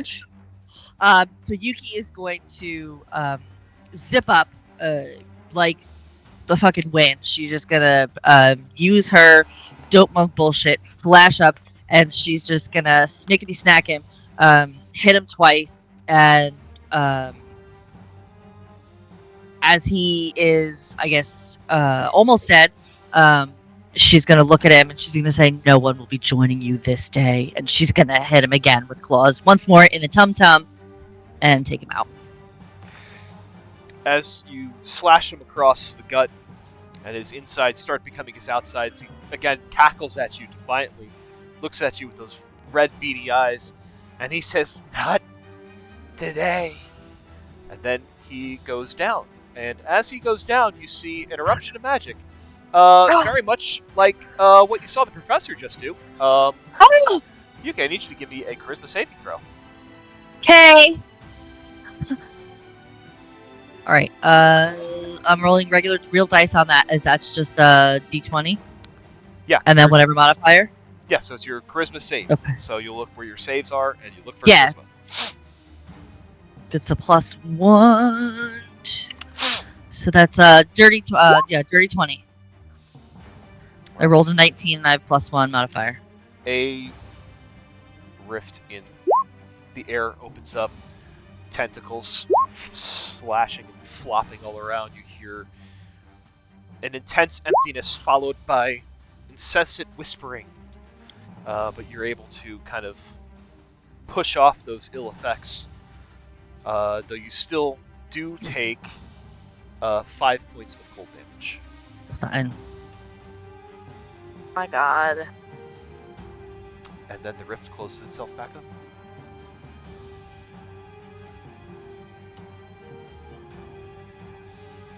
Anything else for you, Yuki? I think that's it for now. Narco. Alright. Naruko is upset. The gnolls did have weird void shit going on. at least half of this party is probably cursed to either turn into gnolls or tentacle monsters at some point in the future. So that's great. It's really great. Nargo's going to focus on the solvable problem right in front of her at the moment, and she's going to move up here, and she's going to level her gun at the last remaining gnoll, and she's going to say, "Sir, stop harassing my employee," and shoot him in the... I love it. Okay. That is a base 19 on the attack roll to hit. That is. So, good. And full damage. I'll take it. That is 15.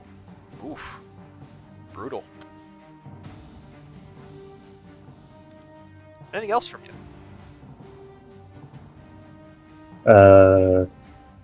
Nope. Narco grumpy. Narco grumpy. Big grumpy Narco. We're so grumpy. Oh, He's so grumpy. So Red. that was the cutest. Did we get them? Are they all gone? There is one remaining. Oh, I do not like them. And Wren is going to use his thorn whip that I'm going to use with my real dice because I'm not doing that bullshit anymore. That you have advantage on because it's still very fired. Oh my gosh, I still have advantage on it? Holy shit, real dice and advantage. Well, that Get him, was get a him, 4, get so him. don't suck. Come on. Rocket. Get That him, was get a him, get him. 13. That's better. 13 plus... I can't remember what my spells do. 13 plus 5. That's an 18. That is a I can hit. do math too. It. Alright. What's the damage on this? 1d6. I have a d6. Alright, so that is 4 damage. 4 damage. Yep. Damage taken. And that will end my turn. Jade. Hearing the Pack Lord cackling about Yuki and Wren joining them, she has shifted her focus from the gnoll that's still alive to Wren in front of her. Can I make any sort of check to see if Wren is okay? Like, did they do something to him? How are you trying to check Wren? Can I do, can I guess do an Arcana check? Or medicine, maybe? To see if he's, like they infected him? I did see them bite him. To see if there's something I can do? I would allow either. So, medicine check, you can, like, inspect the wound. Okay. An Arcana check, now that you've seen one give off, like, weird kind of magic, you can kind of inspect to see if there's any kind of, like, magical damage to Ren. I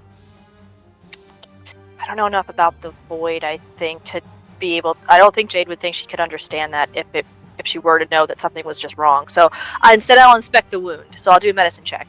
Okay. 22? Nasty bite. Could get infected if it's not taken care of. Do I think that...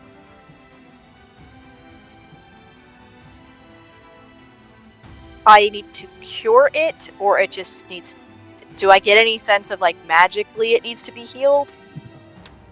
Well, I mean, you could do magical healing, like you cure wounds or something, and that would, cure regular, hit points, basically. But as far as any other effects, it's still kind of too early to tell.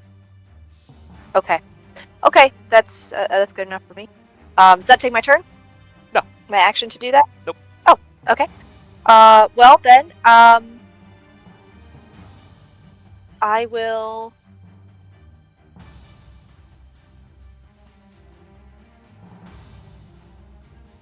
call home again, and he'll need to make a wisdom saving throw, DC 15. With a D4 penalty for Bane. Doesn't even make the 15. Fantastic. That's 7 points of damage. Just necrotic energy just starts leaking from his eyes and his ears as the sound just rings in his head. Anything else for you, Jade? Nah, that's it. How about for Eris? Eris is going to just gently clap Nariko on the shoulder and say, "Taking a smoke break, boss." And she's just gonna disengage and come on back here. Fair enough. Don't smoke. Pack away dead. Still better job than waiting tables. Reverend.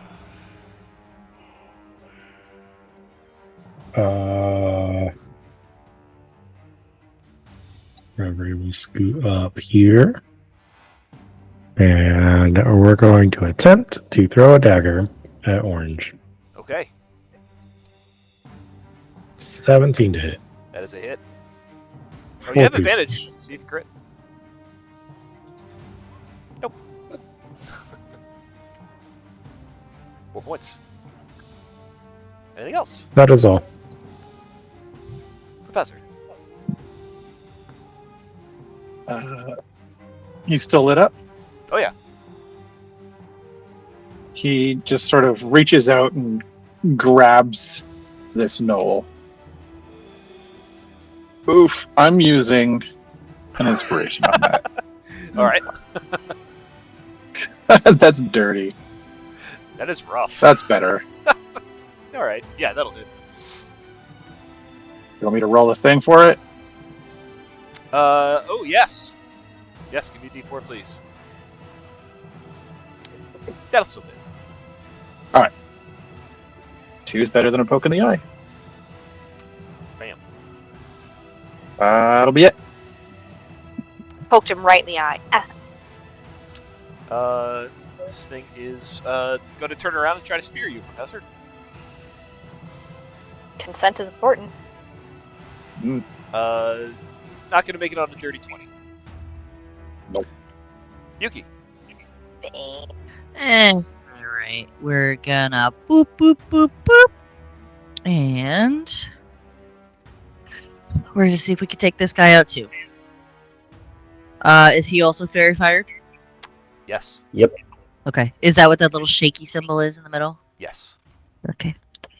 Now that we're almost fucking over with the thing, sorry. Hey! It's good to know.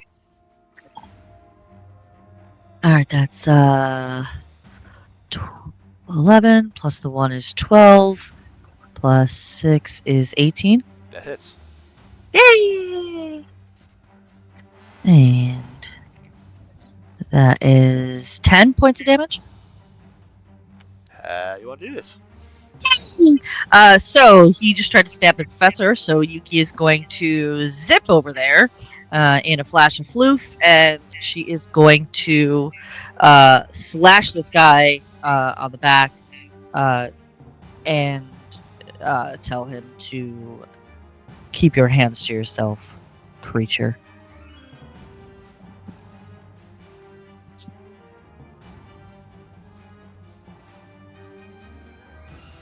Sorry. Okay. Yeah.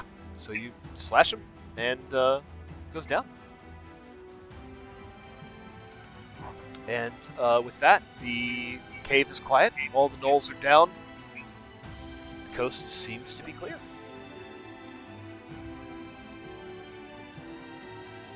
Wait, quick. Am I growing hair in unexpected places? No, I mean, you're... No, but I'll check the wound, and it is definitely nasty. It's going to get infected if we don't take care of it. But Yuki, maybe come here so I can check yours as well. Unless we're just going to see, we're just going to want to check that and make sure that they didn't do some sort of magic shenanigans that we didn't catch. Well, we know if Yuki starts to turn, she is already covered in fur everywhere. True, but I do not smell as they do. Jade, That is a good point. if you tidy up their wounds, if you give me a good 10 minutes or so, I'm going to be doing a little bit more of a magical inspection on Yuki, Wren, and the professor. Yeah, of course. If you need help, I can help with that as well. But you two sit, please, right here. I don't mean to. I'm not ordering you, but please sit right here in front of me now. Yuki's at 9 points, so she's gonna plop down. She does not need any invitation to say. Oh. Alright. Ren will keep standing because he does not want to sit on this floor, but he will pat Yuki on the shoulder for cure wounds. Hold on, it's a cure dice, but it didn't suck, so take 7 points back. Yay! Nice.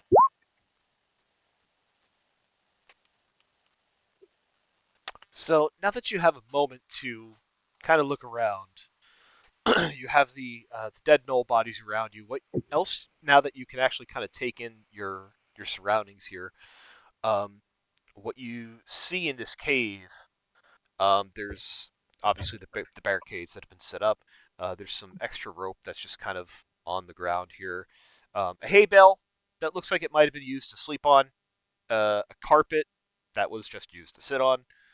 The um, campfire and like a broken kind of chest that appears to have been emptied out in this corner. And way in the back is a uh, small cache, filled with a couple of different items and looks like some gems and coins. As Jade is inspecting Yuki and Ren, um, the lights from the twilight around her shimmer and reflect back in her eyes until they fade away into the colors of a sunset as she does detect magic to try and inspect these wounds a little deeper. And can I use that to help me with an arcana on these guys to see if I can just want to try to make sure they're not going to start sprouting hair in weird places like Ren said. Well, I will save you the trouble. Both Jade and Narco, however, However, Together? uh, both Jade and Narco, your detect magic does not come up with any magical items. Cool. I'm specifically trying to like focus my magic on just these two. So I don't detect anything on them either. Like there's no magic clinging to them that I can tell at least. Nope. Okay. Then I will Ren gave a cure wounds to Yuki. I will give a cure wounds to Ren just to try and make sure that there's no lingering effects if I can. So that's gonna be a 8. 9 points back to Ren. Sorry, Aris. Aris just gives a peace sign and leans on a wall. I get it. Definitely charge him more next time. So Narco, what were you investigating? Or was it investigate? Oh, investigation. Bodies and stuff that's here in the room. Just Okay. going through everything. So the gnolls themselves, other than the equipment they were carrying between the bunch of them, they have about 10 gold pieces on them. Looking at the pile of just kind of stuff that's back there in the corner, what you see is here I will type this out. There is a standard shield.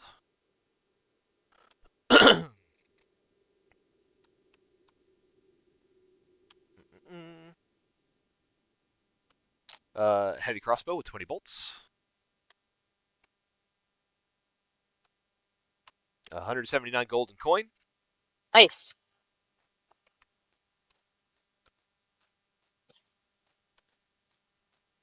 And 6 gemstones worth 10 gold each. nice. And I will list those out too. I actually figured out what was going to be here. Look at you, fancy. The so there were the 2 guards outside, 1 in the hallway, and then 5 in the main room. So that comes out to 8 gnoll ears to turn in for bounties. Yep.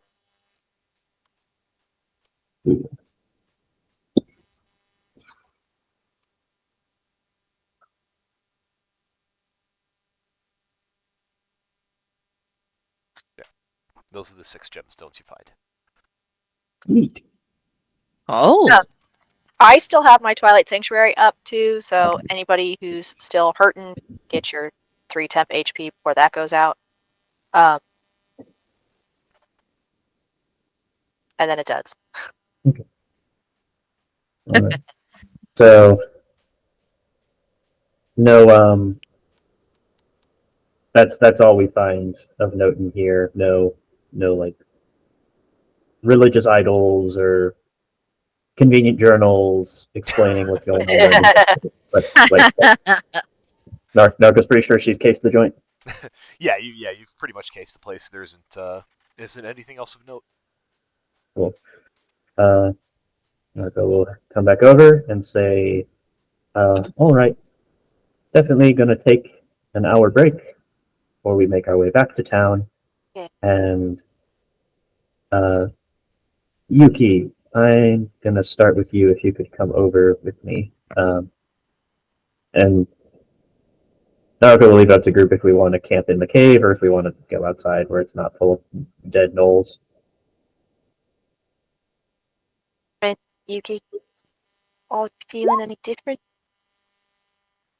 Do I feel different, DM? Yeah, do I feel different?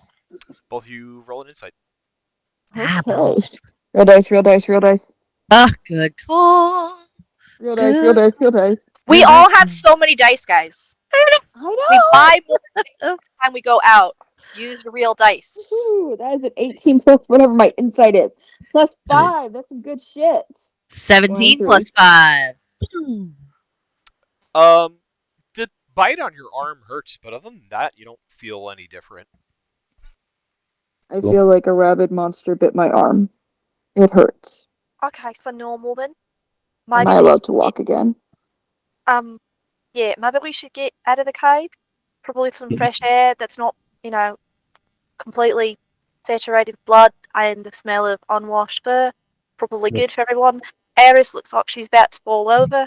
Eris just gives like a solemn nod. Just, yeah, still better than waiting tables. Fresh air I'll would definitely be smart. ever want to go wait tables then if it's the case. Maybe we just go outside and sit and in the sunshine and get everyone just stay together. Yep. So we can file out from the cave, find a nice grassy Yeah. spot nearby. Yeah. Narako is going to ritual cast so that she can use Identify on Yuki. Oh. I'll identify. So this, if someone's under a fucking curse, this is how you find out. Fun fact: identify does not determine curses. Damn it!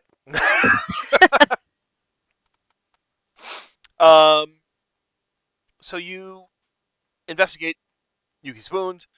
You check it out. I'll follow that up with an Arcana check if I need to. Sure. Yeah, I'll give you an Arcana check with advantage. With advantage, you say? Yeah. I mean, you got Identify up. Ooh. Cool.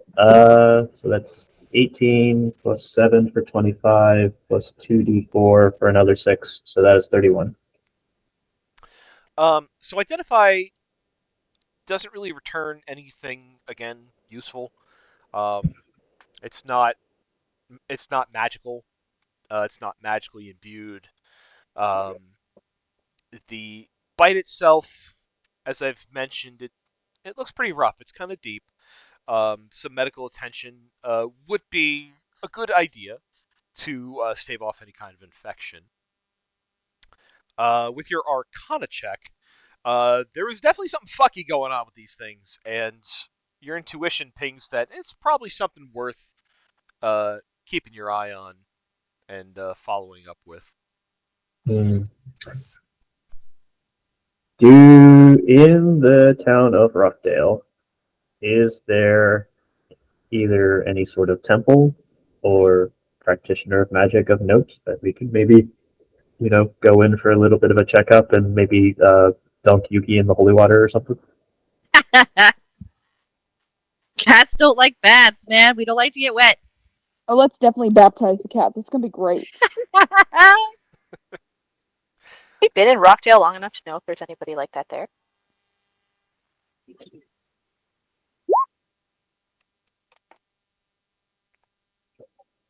Let's see.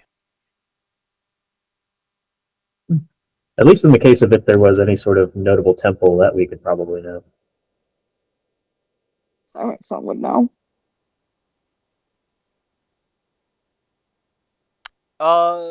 You did notice that there was a temple that was like kind of by the by the docks. Okay. So we'll definitely stop there. Assuming that we find no extra aid besides that, are there any, if you are, under the effects of a curse and you're trying to stave it off, are there any sort of precautions you can take to kind of improve your likelihood of resisting for the time being?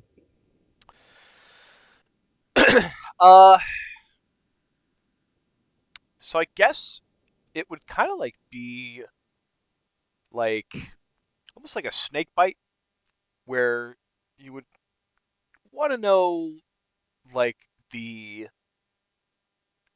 origin, maybe not the origin, but the way in which the curse was transmitted. And it's really just kind of trying to seek some kind of help for it as quickly as you can, without having any other kinds of means of magical intervention. Gotcha. Alrighty. Narako will relay what she has discovered with Yuki, given context clues and her checking it over on the magical side of things. Incredibly likely that there is a curse associated with Yuki and Ren right now. Does not mean that they are guaranteed to turn, but it does mean that once we get back to town, we want to find a cleric, anyone who could offer any sort of, if not cure, at least some protection.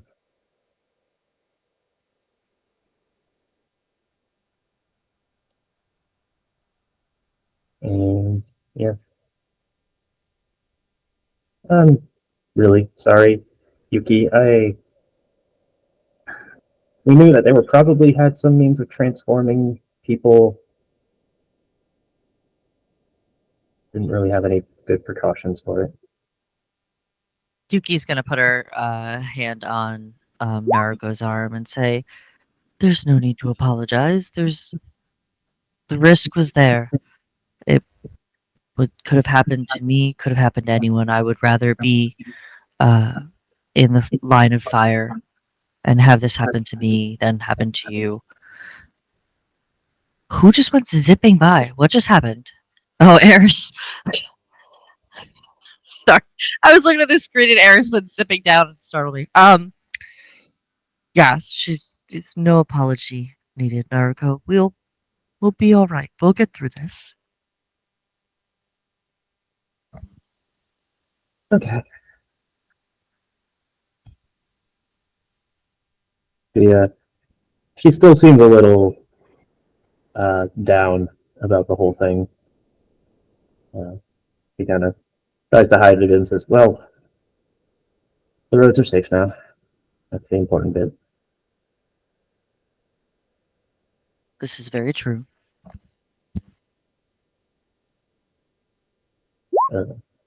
Then she's going to move her way over to the professor, catching a little bit of what he's talking a bit about.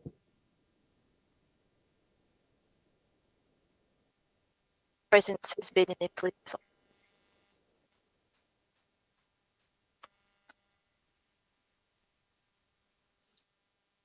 I didn't catch that, Jade. What'd you say? What do you mean Jeffrey's presence has been an influence on it? Well, keeping him around. I can send him back. I can shunt him into this extra dimensional space, and that's fine. But I've been allowing him to stay here with me, mostly to see how it impacts and affects me. And I think that keeping him out has been largely responsible for the slippage that I'm feeling. I That's what I'm trying to learn. See, you gotta, without any prior knowledge to how this works, the only thing I can really do to try and understand it is to trial and error, try things, see where the hiccups end, where they begin, try to avoid them going further. As far as I can tell so far, it really just is affecting my spell casting. At least, Joe, did I notice explicitly when I cast the void spell, would I have taken note that I did not feel that same slippage? Not only would you have taken note that you would have felt that, you actually felt more empowered. Okay. So whenever I try to cast a regular spell, it it's almost like it slips a little bit, as I had mentioned. But when I cast the void spell, it's quite the opposite. It's almost as if it was empowered. Dangerous. Dangerous. I can see this type of power being intoxicating to the wrong person, and I'm very quickly discovering where the boundaries of responsible experimentation and irresponsible overuse lay. And I can assure you that I want to stay as far away from that as possible.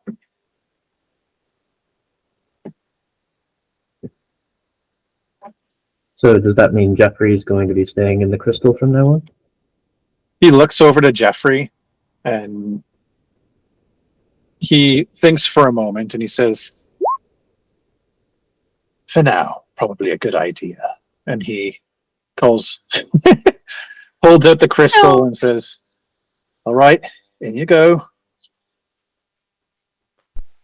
There's kind of like a deflated flap of Jeffrey's face tentacles as he gets pulled back into the crystal. He just looks at the crystal and it kind of speaks to Jeffrey inside. He's like, "Don't worry. Just need to get a better handle on how your presence affects me and if it reverses the effect by you not being here. You're listen. not stuck in there forever." I know I said that, you know, you're really smart and that if anyone could figure, you know, these things out, it'd be you and Noriko. And I still mean that. I wasn't lying, and I'm not taking it back now or anything, but there's a big difference between experimenting with something to make something better from it and experimenting with something just because you're curious. And not for nothing, but we all know that this void magic isn't really the best for our plane of existence. I mean, do you know what happened when you cast that spell in there? Do you know if there was a hole that got punched in reality? Do you know what's going to happen now that you did? Do I? Give me an Arcana check.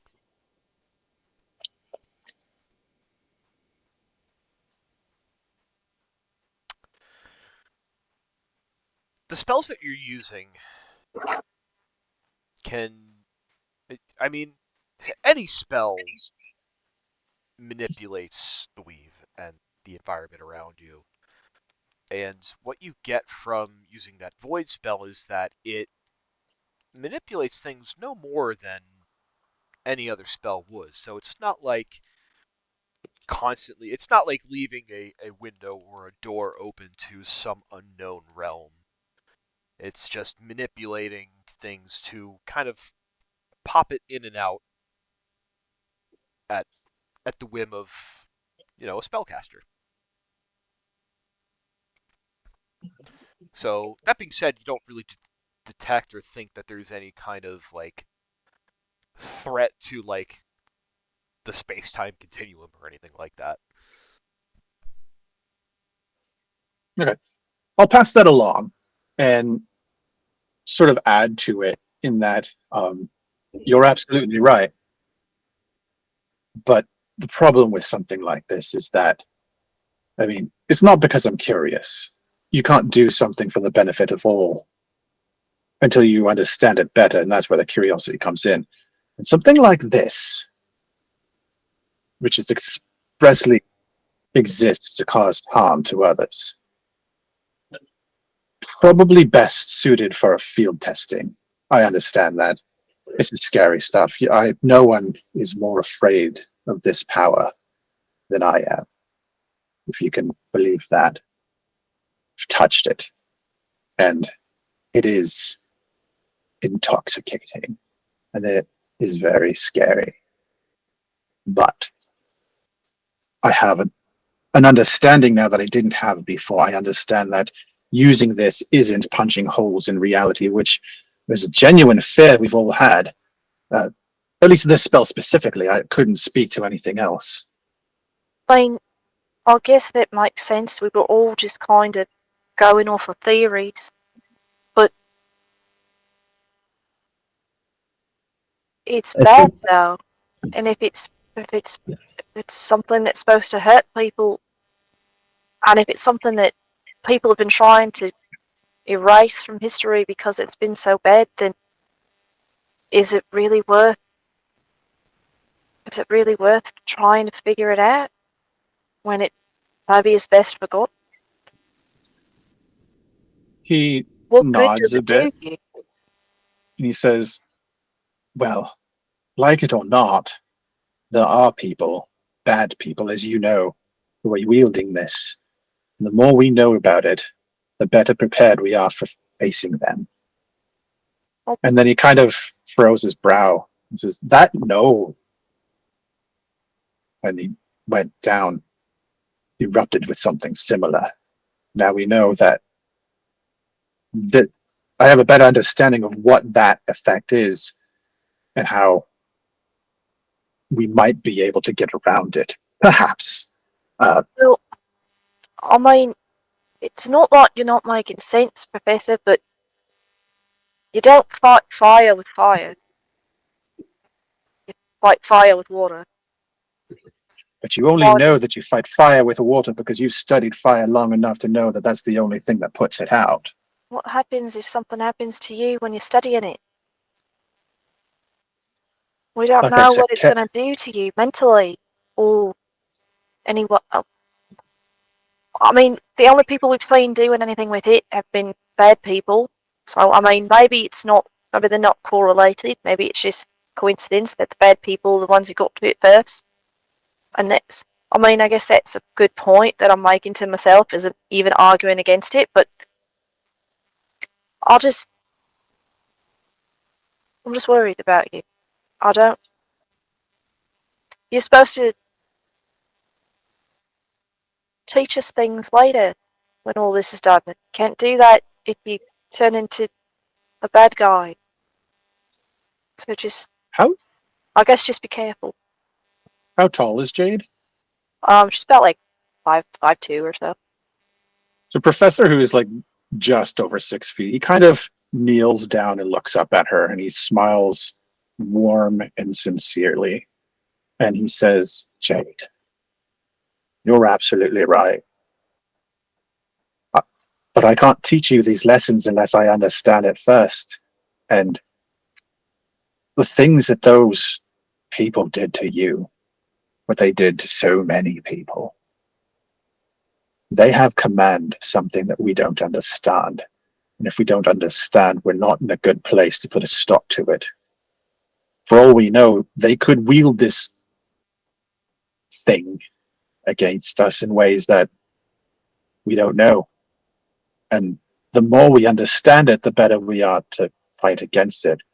We know now, just because I've been able to wield it, that when that gnoll went down, if we were to fight another one, we know that the killing blow must be made from further than 10 feet away. And it's not a lot of knowledge from one fight, but these are the types of things that we need to know. Because perhaps we do fight them again, or we fight something even worse, heaven forbid, and we think we're winning, and we kill the bad guy, but then something terrible happens as a result of killing him, and that hurts Yuki, or Nariko, or Ren, or any of us who get close enough to deliver that blow. But I do appreciate, trust me when I say I do appreciate your concern.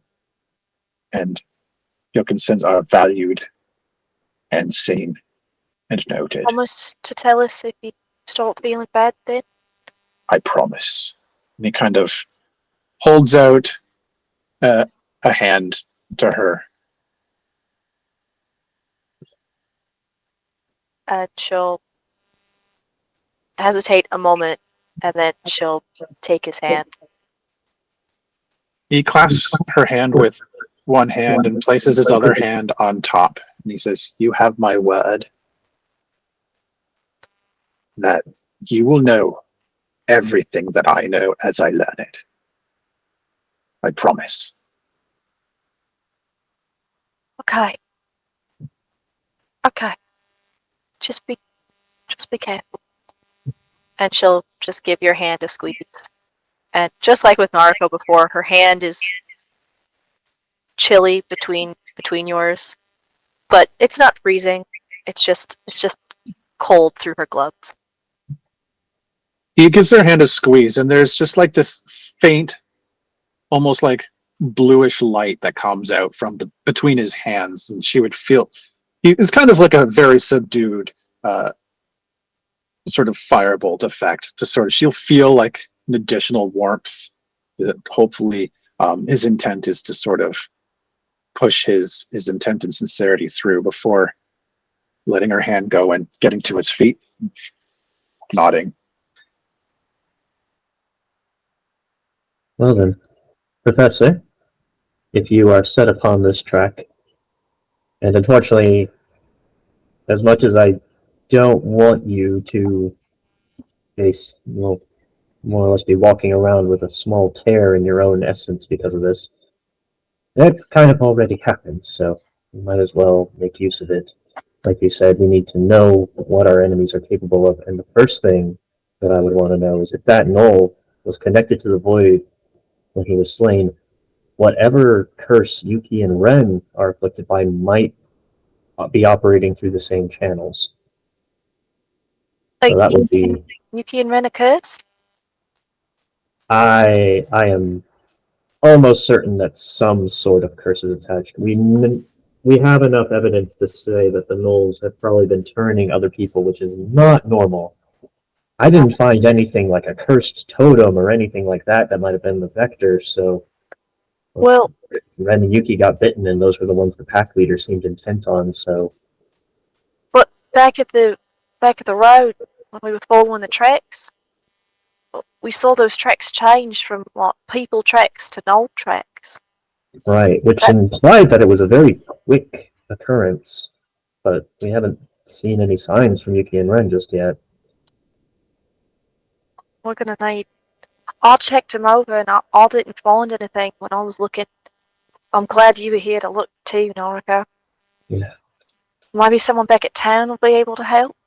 Yeah, there's a small temple that we can visit, and whatever they can offer, I don't know if they would be able to remove any curses, but at the very least they might be able to offer some protective talismans or the like.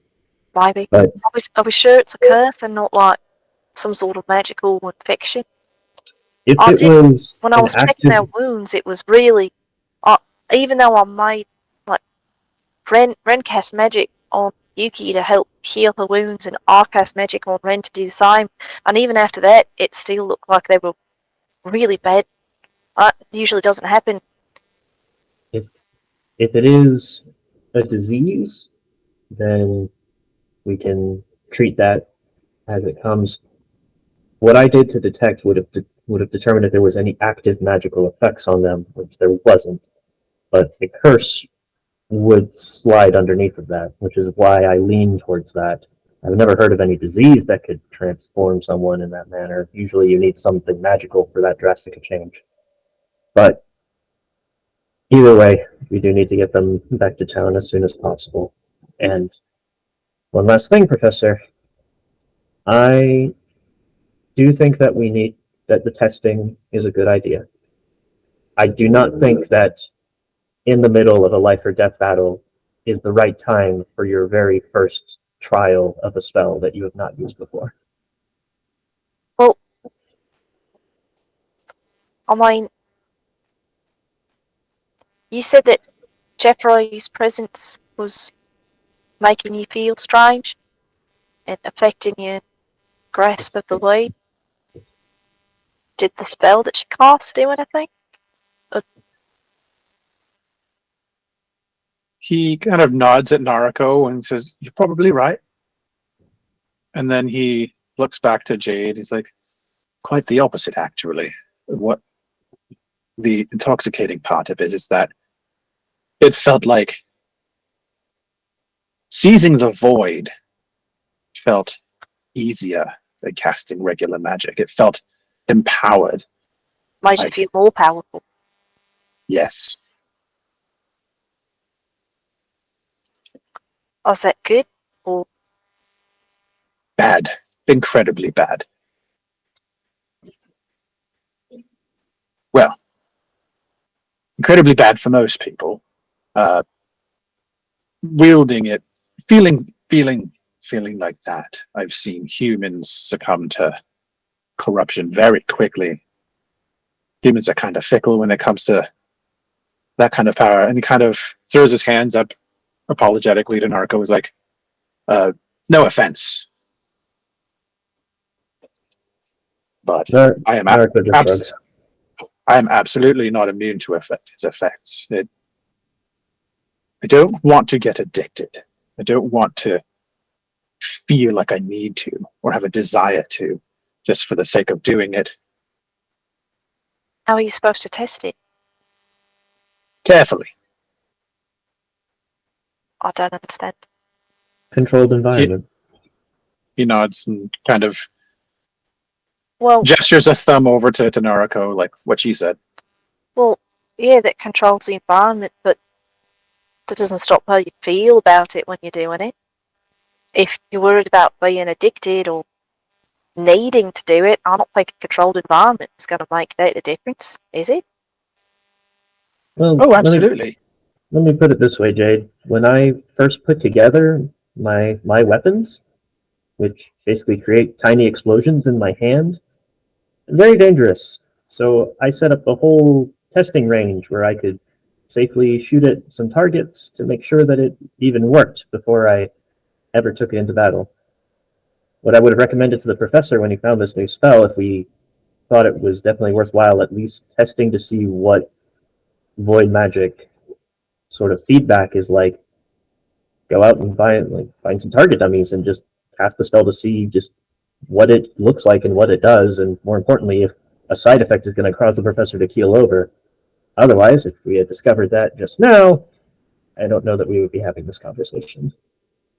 Well, yeah, I mean that's a good point for the first time doing something, but I mean now that it's already happened,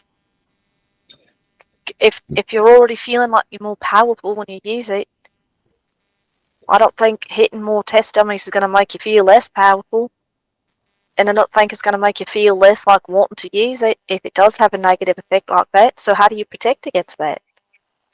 It's not like, I mean, I cast magic all the time, and I would say that if I didn't have my magic, I'd feel pretty empty without it, but I'd have to figure out a way to go on. But and this is something entirely different.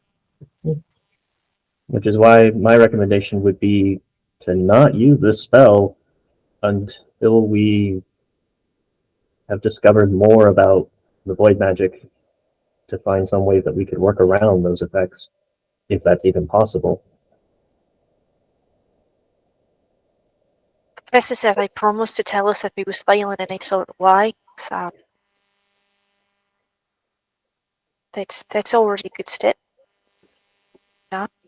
Be there for you in case anything strange happens afterwards. Now that you've already used it. And I mean, Professor Nod. if it is Jeffrey and he's the one who gave you the spell, maybe you're right, and being away from Jeffrey will make that feelings go away.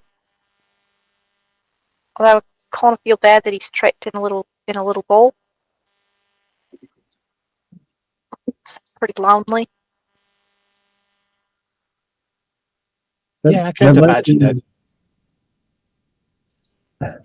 That might actually be a good track, would be to see if abstaining from Jeffrey and the other void magics, if you find yourself almost recovering over time back to an equilibrium.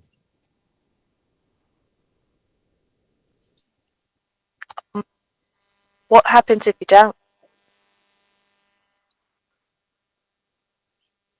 Well, if it doesn't return to equilibrium, then cease all experimentations and seek assistance. My hope, and how I'm going to treat it for right now, is similar to any other sort of addiction, say like caffeine. If you're used to drinking coffee or tea all day and all night, as soon as you stop, you start getting headaches and you start feeling sick and jittery and unwell.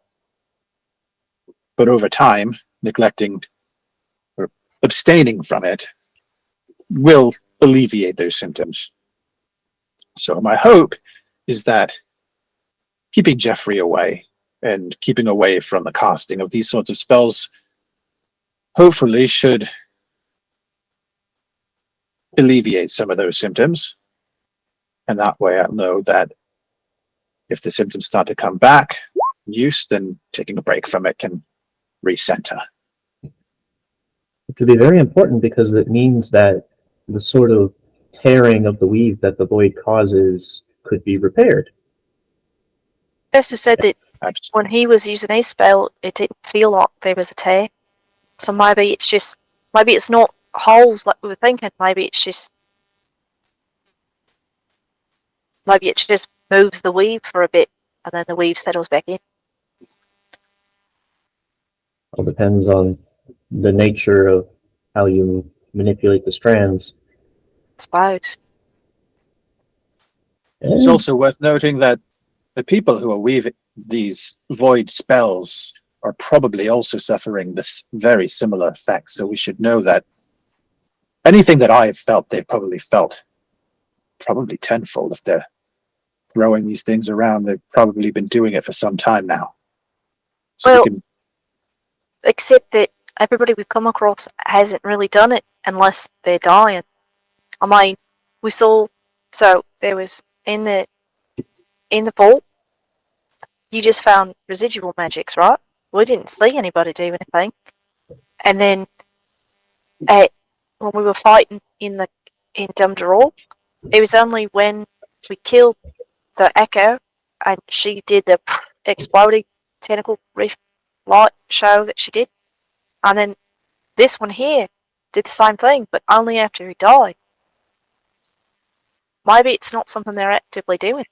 Maybe it's something like Wren and Yuki, and they've got like an infection, and it just kind of burst out. I don't know.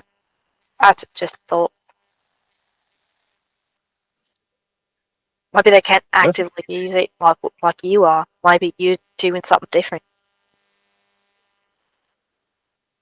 it's a good theory. I should like to ponder on that for a little bit.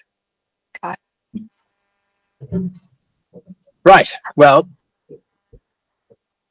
all things considered, we've come out in better shape than previous fights. And he kind of looks over to Eris like, most of us, I think we've all... Eris just gives like a slight wave. She's like, "Yep." You know, I could probably beat it in arm wrestle now. I think we've probably earned I heard rest. that. He just kind of winks at her. Napping under this tree. Are you all done with your whatever that was? The debrief. You're new here, so there's a lot of this. It's probably going to go on for a couple of days. We might even go to the Siren Song and talk about it even more. So if you're going to be part of the group, you're going to have to get used to that. I will be happy to be part of the group so long as you keep paying me. How And much are we also- paying her? Probably need to get better tactics in there because it did not go my way.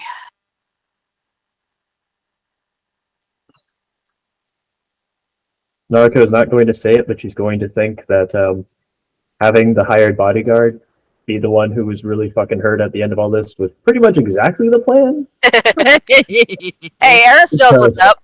If it was not her, it would probably be, I don't know, fucking Reverie or something. Reverie or Yuki.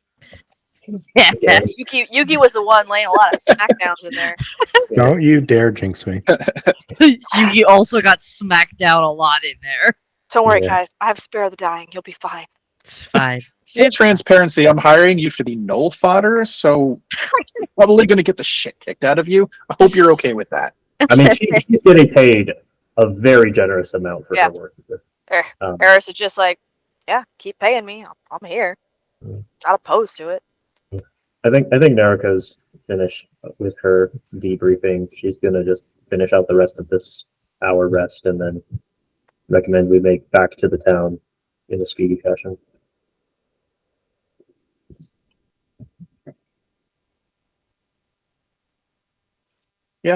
The professor will, just as they're kind of resting and do their thing, he'll kind of toss the idea out there, like, what if? Now, a lot of people kind of swears that there's no real, haven't really seen any actual evidence of its existence, but what do you think about lycanthropy? And he kind of looks between Wren and Yuki, both with concern, but also like an excited curiosity. Not werewolves?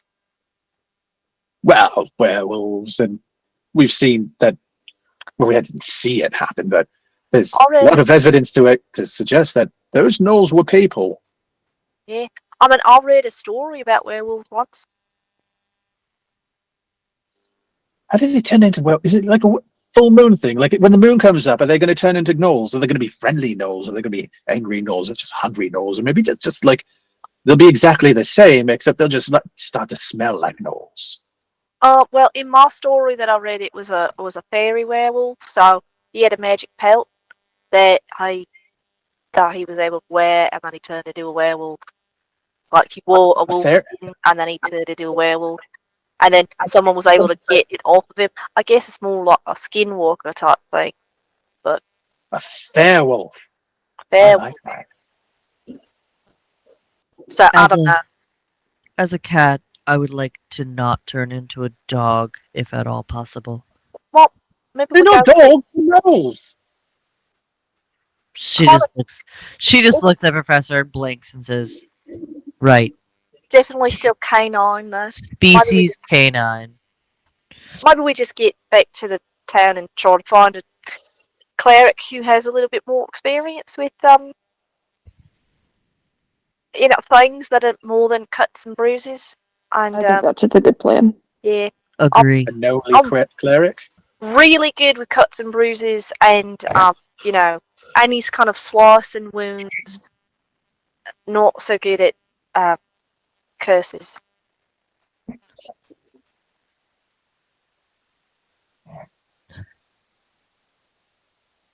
We go back then? Is everyone rested? I can.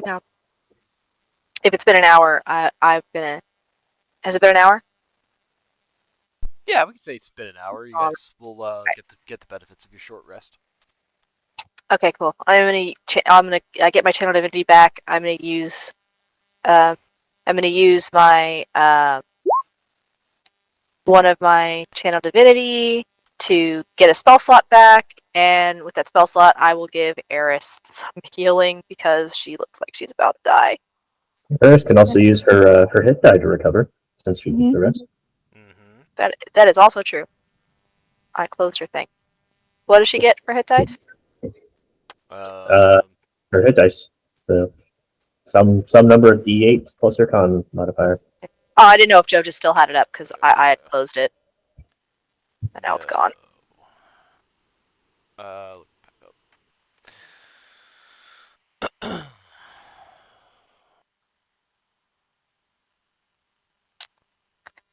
She's got 5d8 to spend. Oh, cool. So, And the con bonus is +1.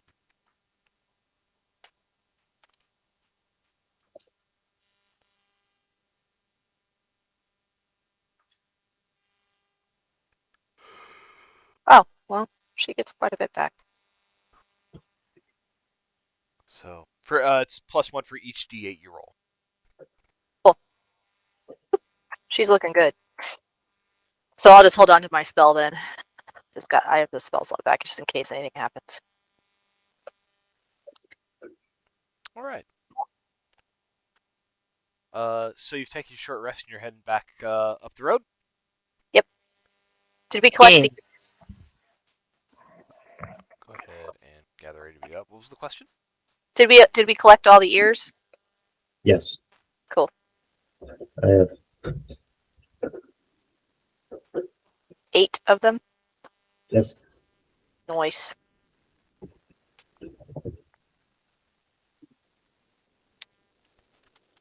Just 8 ears in a bag. Dear Mom, today I cut off the ears from dead bodies. Oh, it's even better. All this is getting packed into her suitcase, or not, her briefcase rather. Dear Mom, my nice dress keeps getting bloodstains on it, and I haven't worn it in days. That's literally what's happened. She hasn't been able to wear her good dresses for like a week now. Oh. Well, we're going back to that casino. So you're back on the road. It's about 2 or so in the afternoon that you start making your way back. So by the time you make it back to Rockdale, it's a straight shot. You'll be there. You'll be back around dinner time, so it'll be like 6, 7 o'clock in the evening.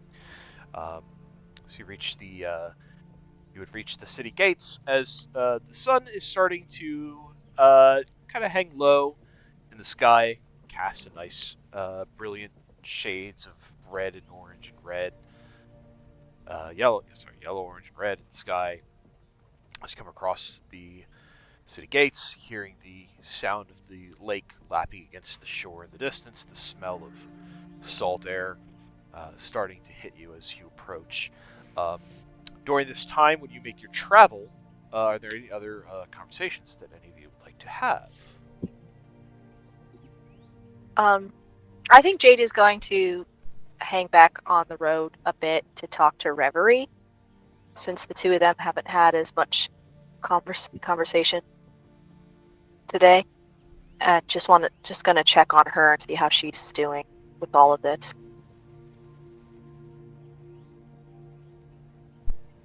Would you like to play that out? Sure, Reverie wants to. Sure. Cool.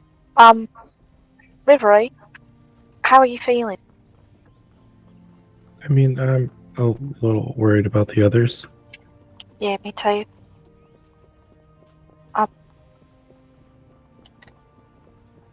How are you doing about kind of everything? Kind of finding more strange void magic stuff that all your echoes seem to be caught up in, and how are you?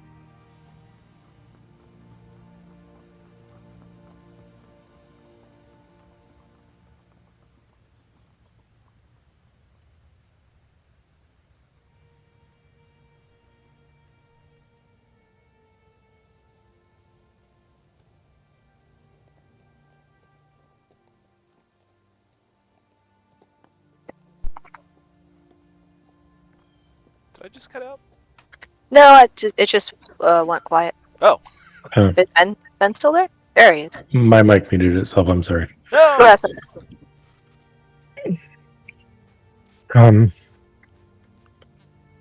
I'm okay, I think. I mean, they're not me, right? So, No, they're entirely different people. right. Kind of like, if you had twins, they look the same and they come from the same place, but they're two different people. Yeah, I guess it's kind of like that.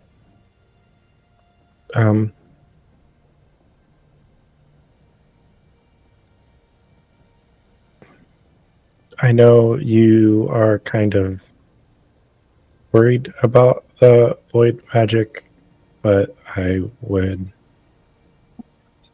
also like to try and understand it. I'm not saying I would use it.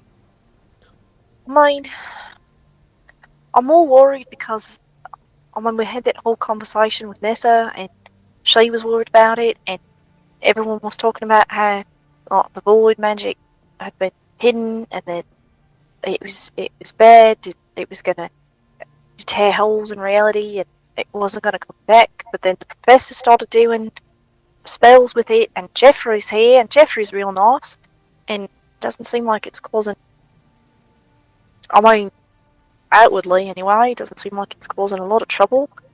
Except the professor did say that his grasp of magic from this, I guess, this realm, since it's, I don't know where the void comes from, it's like underneath everything. I guess his grasp of this magic is not as firm as it once was, and now the void magic seems to be getting stronger. I guess that's really my only worry. And then he talked about potentially getting addicted to it, and I just don't want anyone to get. I don't want. It might be that just that the people we've seen so far are just bad people, and they're just using a new bit of magic that we're not aware of. I just want everyone to be really careful. If you are going to use it, and just don't hide anything from us. If you're going to practice it, practice it with the professor, and just make sure that you're safe. That's all.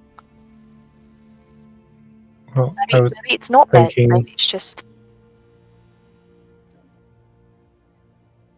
I mean, Nessa knew something about it, right? Maybe other people at the school know more? Maybe somebody studied it. I mean, she said that they did have some things on it, but people weren't allowed to study it. But that probably means that somebody at least knows a little bit somewhere. Well, I mean, we could go ask. It can't hurt, no, to eventually get down that way.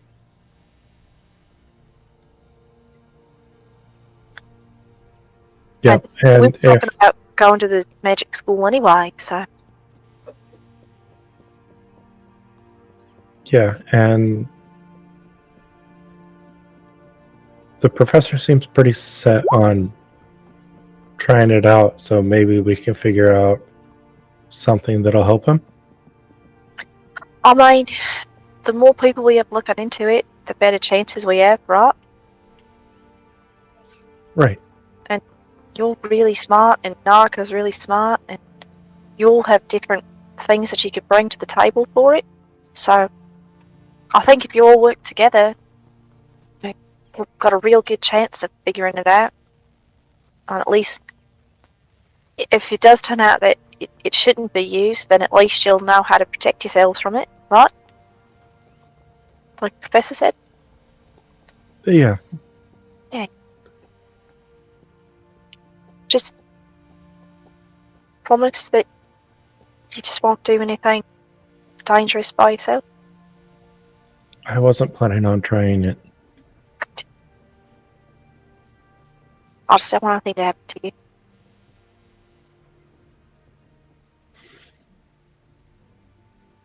I know. I'll be careful. I know.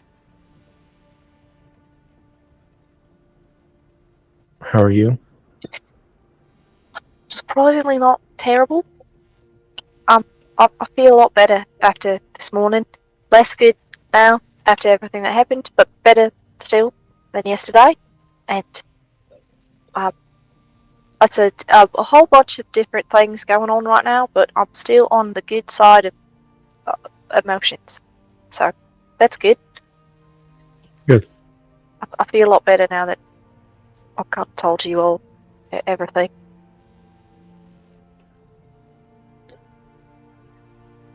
Everybody took it really well, I think.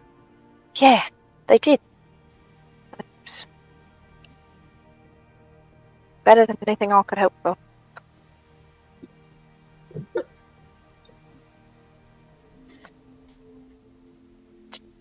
And now we're hopefully on our way to Red's Wharf, and we'll figure out, the cause of all this mystery. And then maybe we'll be able to do things that don't involve cutting ears off of dead things. Although Naraka mostly did that on her own. She's really, really tough. Like, oh my gosh. Look, I've cut ears off of stuff before, but never like things that are freshly dead. You have? Well, I mean, they weren't alive. Oh, I've got and you practice just... my magic. Oh, okay. So, back home there's a lot of people to practice on that are not alive, but not dead.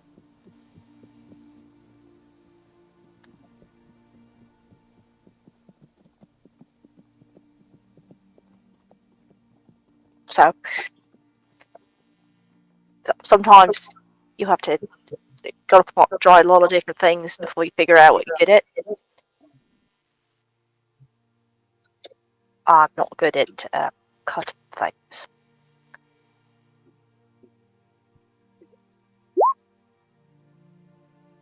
Okay. Well,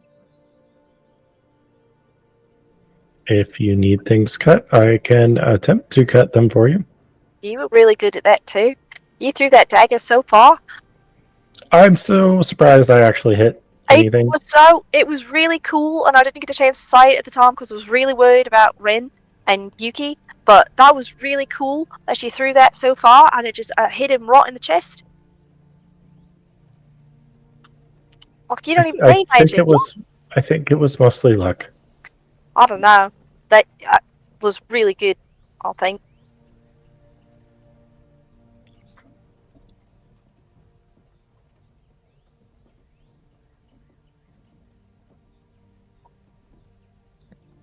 I still feel more comfortable with magic, but But you still get it too. works in a pinch, I guess. Yeah. I mean, whatever you can do to keep on going for as long as you can. I mean, that's why I'll have weapons too. I just don't use them a lot. I have 2 daggers. I rarely use those though. But it's always good to have a backup when your magic runs out. You think I should I don't want to get close. Do you think I should get a bow or something? I mean, yeah, I have a crossbow. If you want to try that and see if you like it. It's a little easier than a bow is if you're not used to a bow. But wouldn't you need it? Well, I don't really use it. So if you want to try though, you can practice. Like Norika said, we can go to a range or something. You can practice hitting things with dummies and see which one you like better. Because we can get you a bow and arrows, or you can use my crossbow, or we can get you your own crossbow. Okay. I'll give it a try at least. Good. All right.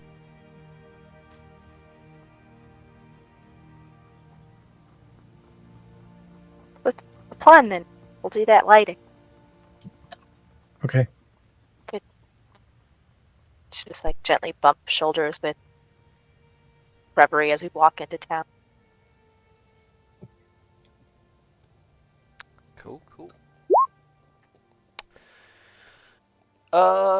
Professor, as you are having this sidebar with Wren, I'd like you to give me a perception check. Okay.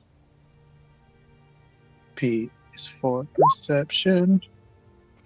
Gun perception so hard right now. So you and Wren are having this back and forth on the road. At one point, you go to speak to him, and Ren's usually an eyes forward kind of centaur. But at one point, he does kind of turn his head to you, and you notice in the skull eye sockets, you think you see eyes that are red. Red eyes. What color are they normally? I'm not Or is it just sure. like an empty hole? Or I kind of pictured like little flames inside there. Yeah, it's like little flames usually, because they're Yeah, like low and dim. instead Red of eyes. instead of the little dim glowy, what you see is more of like a red, like almost like almost like a marble, like a you know what I mean, like you play marbles, like little Yeah. marbles, like a marble. It's like a red marble. Can I roll something to see if I have any like working knowledge of races with those types of eyes?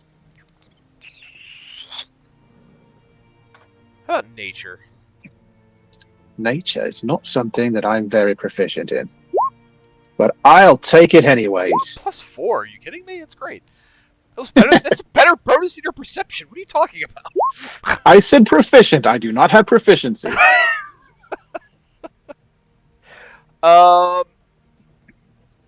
you saw the look in the gnolls when you unleashed the void on them, and it's kind of familiar.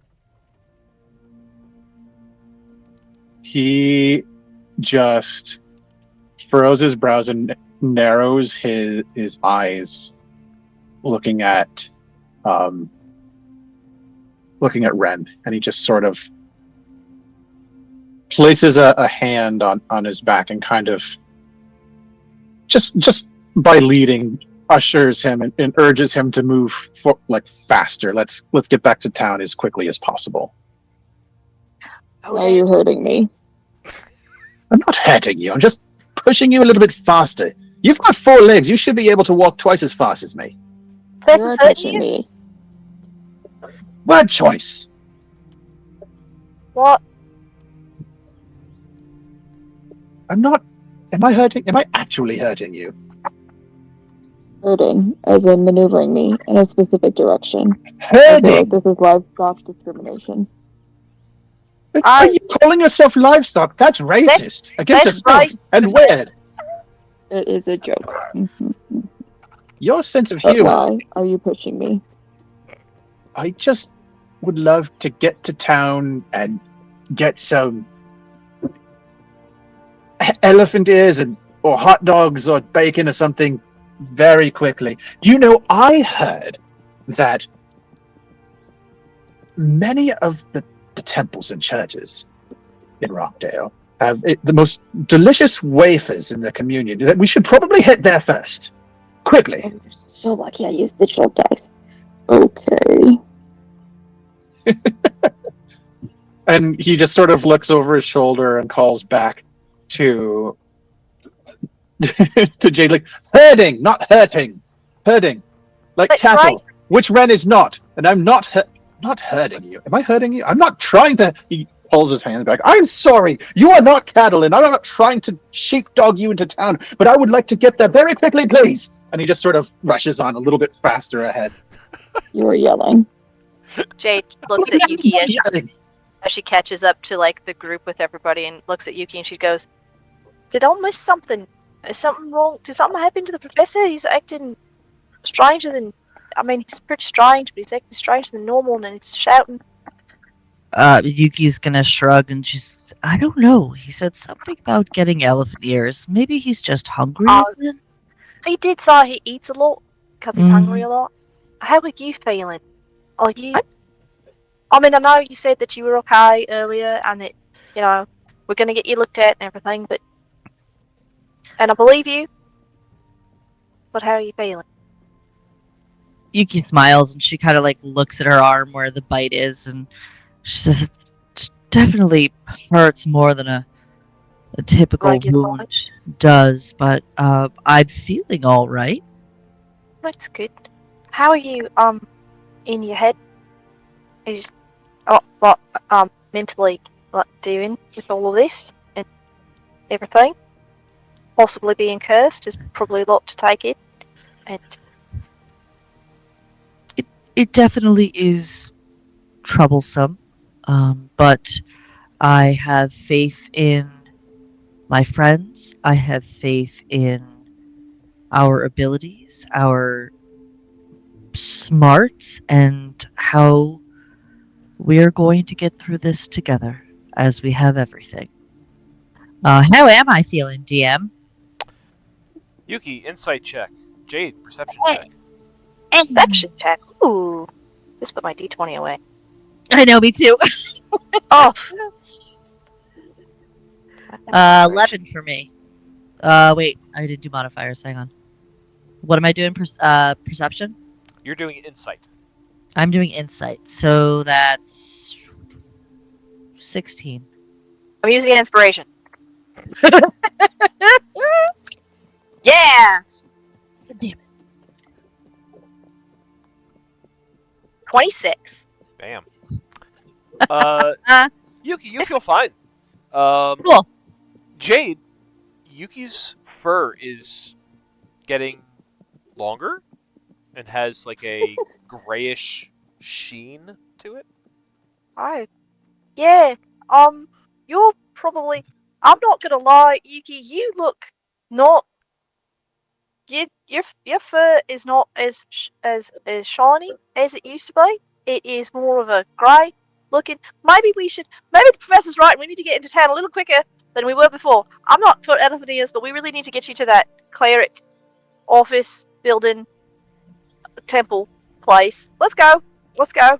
Gonna move you along. Everybody, move quicker. Move quicker. Yuki will Are pick up you her hungry pace. too? No, because Yuki is looking different, and I don't like it. And it's yeah, we're gonna move. Gotta move quicker. Yuki shrugs Yeah. at Ren as they kind of like walk faster by. She's like, oh. Does Look Ren at notice Yuki's shaggy look? Look at her fur. I'll take a perception check for both Yuki and Ren. Ooh, I might notice shit now. Yeah, that's only a. I can math, I swear. 8 for me. No, Oh math is dumb. I no! got 18. Yuki, you don't notice anything out in particular, but Ren, you also kind of catch this shaggy graying-ish look to Yuki. Oh. Do I notice Ren's eyes? I'll say you do on that 27, 26, whatever. Oh, and Ren, Ren, you need to. Oh, maybe Yuki should ride on Ren, and we should run really, really fast to the. Excuse me. Go quicker! You have 4 legs. You should be able to go outrun all of us. Okay, out of character. Yuki has mobile. She can go hella faster than I can. Hell she can. Hell yeah, she can. Both of you should be able to outrun all of us Why are we running? because your eyes are looking red, They're usually red. They are fire. not like this. They don't look like. They look like not red like a fire, like that dull and shiny like glass. Then you've got no eyes. We have to go now. See? I have no Professor eyes. Laser too. That's what she was saying. You lied.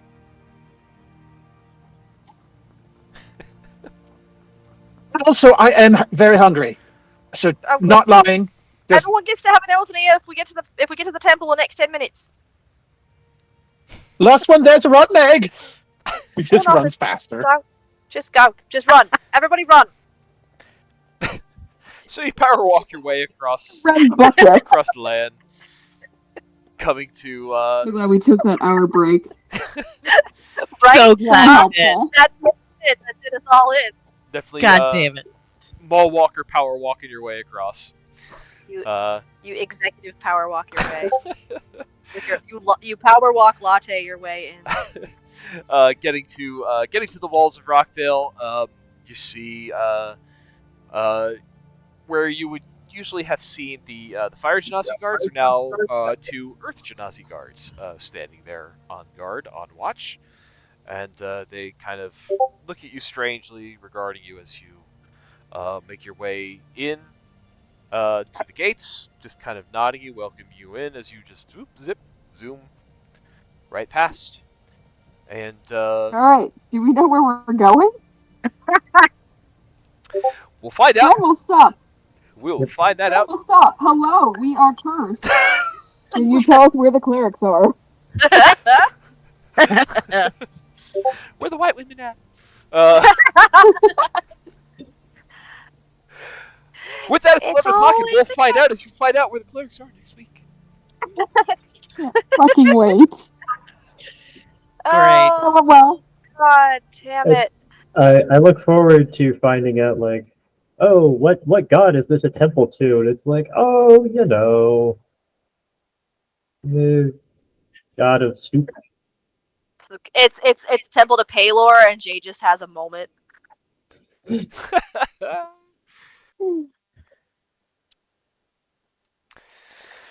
God. well, It's a god of the gnolls. Please let there be a temple of Unogu. Oh We my go to the god. we go. That's Eris amazing. takes us to the god of the orcs, and they're just like, yeah, die about it. That's how you fix that. Why don't you die about it? Just die about it. Why did you die about it? Just die about it. Trying not to. hey Thanks. guys, on the party whiteboard it says, "Don't die." All right, Don't die. come on. We are Fair. explicitly ignoring the whiteboard instructions. God damn it. We have to Yeah, don't that die sounds- and find a safe way to toss skulls. We haven't Yeah, done the- either of those things yet. The whiteboard's a little tan though. Okay, so maybe that's part of our problem. Yeah. Oh, should I call It's it a a little signature? off color. Call it a bone board. Bone Mm. Call it a bone board. Getting the mood. So inspirations today. I will take nominations, but I am kind of leaning towards Naruko for the fairy fire because after she Yes. lit that up, Hell yeah. you Hell guys yeah. didn't miss a single shot Yeah. every single time. Absolutely. And roleplay, I kind of want to lean into Professor on that one. Yes. Yep. Also I agree. agree Yeah. with that. I'll I agree will with both of them. 100% agree with We're that. down for it. But I will Hell yeah. take other nominations. Everyone had great moments, but I think those were award worthy. Hell It's yeah. on good test. Yeah. Very good. I will go ahead and make that official. Woohoo. Sweet.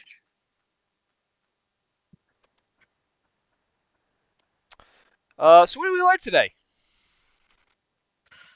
Don't get bit. Don't let strange dogs bite you.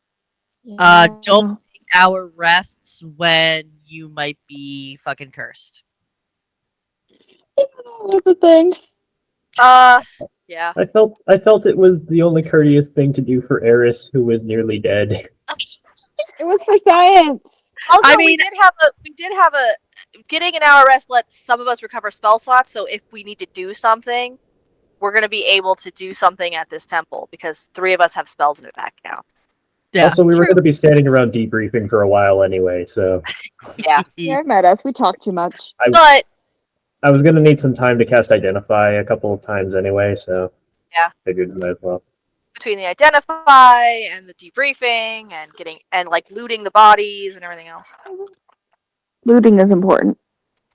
looting is important. I But learned that Eris really does not like waiting tables. she doesn't. That's fair. She'd rather be She's I mean, who does? fighting she's done gnolls she's in a done a cave. lo- she's done a lot in her she's done a lot in her travels across the continents. Everybody's got to be a barmaid every once in a while. This Mhm. leaps and bounds above any customer service job you could ever want. She will Valid. happily take getting almost killed by gnolls over having to talk to Karen over how her ale is today. Hey, you can punch these Karens in the face, okay? That's infinitesimally better. Exactly. All the rage gets to Infinitesimally come out now. better? Also, definitely got paid better. Yeah. she took the cheap option. Right? Oh, 23. let me run a tally on that and see if she had gotten a share of the treasure, if she would have come out ahead or not. Because each of those gnoll ears that we turned in previously, that was what, 50? 50 No, each. 25 a pop, wasn't it? Yep. Gotcha. Then we have 8 now. Let's see. And 175 or something from the pile. 189 in gold, and then another 60 in gemstones. So if we were going by a split of the loot system, it would have been, yeah, she would have earned about 14 more gold if she had taken a share of treasure as opposed to the flat rate of 50. Enough. Not terrible. I mean, still definitely more than she would have made arm wrestling all day. True. Make friends with a cleric. Why is it? Party This parchment.